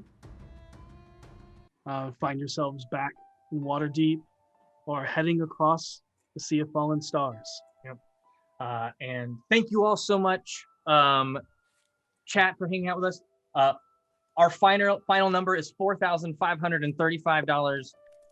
Woo, that was a lot raised in that. That is amazing. We are only math We're less than 500. $465 Yes. away from our final goal, going into our third game, which bear with us. It starts at 4 o'clock Eastern time, 1 o'clock Pacific time, and that is Lauren Urban DMing for Diana D'Amico, Gabe Hicks, Babs the Bat, and Elisa Teague. A fun game called Tarask Snacks. There will be snacks. There will be Tarasks. We love Lauren. Are they the Tarask snacks? Question mark. Who knows? And those who have not entered already, we have some giveaways. Correct. We are giving away a D&D Beyond Sourcebook bundle and a Beetle and Grimm Silver Edition box set. So we're going to go ahead and What are pull those hashtags? those now. What are the hashtags? Hashtag Beyond, hashtag Beetle and Grimms. Ooh, okay. And while the last minute entries are being calculated, let's go around the board and find out who we have playing with us and where we can find you and anything that you may have coming up. Let's go with Kuzima, also known as Critical Bard, Omega Jones. Hi. Sorry. Hi, my name is Omega Jones, as I said, also known as the Critical Bard. Critical Bard across all social media channels. I am a actor, vocalist, content creator. I am a Twitch partner. You might have heard my voice on Critical Role, as I am the creator of the Critter Hug theme song. I am the creator of the hashtag Black AF Roundtable, which is a series of talks centered around Black creators in the tabletop community about the real issues of racism that we face still now. But things I want to talk about, typically I would have Creature Collectors actually starting now on my show, but we have to take a hiatus today because I have an emergency, but it's okay. But other than that, I really want to shout out tomorrow and Tuesday. I am part of the Rainbow Arcade, which is a team of LGBTQIA+ streamers who all come together and create a safe space for all queer folk in the community. And we're going to be hosting the Rainbow Arcade Summit / the Queer Black Excellence series. So Monday and Tuesday on twitch.tv/Rainbow Arcade, you can check out many different conversations around many different important discussions. I'm a part of the Queer Black Excellence Conversations panel and the TTRPG inclusion panel tomorrow, and I'm leading the Queer Black Excellence Celebrations panel on Tuesday. So we would love you to be there. It's amazing. It's a really good group, and I'm excited to have these conversations with these folks. So that's what I want to shout out. Keep making trouble, y'all. Yep. Amazing. Brunschlager, HTTPaladin. Hi there, I'm HTTPaladin. I'm a independent TTRPG designer and graphic designer.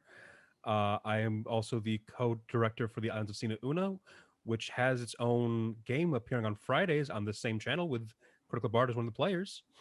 I've also got a Kickstarter coming out later this month where I sit down and talk with different TTRPG developers about their life story and some of the problems they face, because making books is hard. And that book, Polyhedral, goes live on Kickstarter on the 23rd of this month. Other than that, you find me on Twitter yelling about Magellan and just things I'm dealing with this book. Amazing. Patty, aka The Muse. Hey everyone, I'm VMuse. You also know me as TheCraftingMuse pretty much everywhere on social media. You can catch my YouTube channel, which is a video on demand library on how to make terrain for your tabletop terrain, as well as paint miniatures. You can also catch me over on Mini Terrain Domain every Thursday playing Cantriel in our Dawnbringers D&D game, as well as every other Tuesday for our Harper's Tale game, Hope and Redemption, which Goblin Katie is a part of, just saying. And every Wednesday, you can find me over on WizKids YouTube channel, where I do mini mayhem, showing off our latest products, as well as some miniature painting there too. I think that's pretty much everything. Amazing. And Venlee, aka Rhea, where can we find you? Hello, you can find me on Twitter at sunshine_Rhea because Twitter hates me and flipped it around when I originally created it. And you can find me later tonight at 7 o'clock Eastern Standard Time. 7:30. Typically 7:30. 7, but Tonight, 7. 7:30. Yes, what they said for the mainstay D4 live stream where Venlee will return to the BFGs. Awesome. Thank you, everyone, for joining us and joining Venlee with these amazing characters for a very big, pivotal plot point in our story. Yes, very, very big. I'm Dustin Fletcher, I'm Devin Henderson. and we are the Codians of D4, and you can catch us every Sunday right here on Rock Punch, 4 p.m. Pacific Time, 7 p.m. Eastern Time, and tonight at 7:30 Eastern Time, 4:30 Pacific Time, for the next day of the Winter's Wind Yeah. encounter Mm-hmm. with special guest Mark Meir Yeah. returning as Kaiservex. Guys. Dragonborns! But we are going to go ahead and get out of here because we have another game to get ready for. So Those winners. we have winners. Yes, I have winners. I'm sorry. Yes, we're doing that. Winner of the Sourcebook bundle is Millie Glitch. Ooh. Congrats to you, Millie Glitch. I will be in contact via Twitch to get you your stuff for that. And winner of the Beetle and Grimm box set is Ryan X Session Zero Clothing. Congratulations to you. I will be in contact with you as well to get your information. Thank you all so much for watching. And as always, be excellent to each other.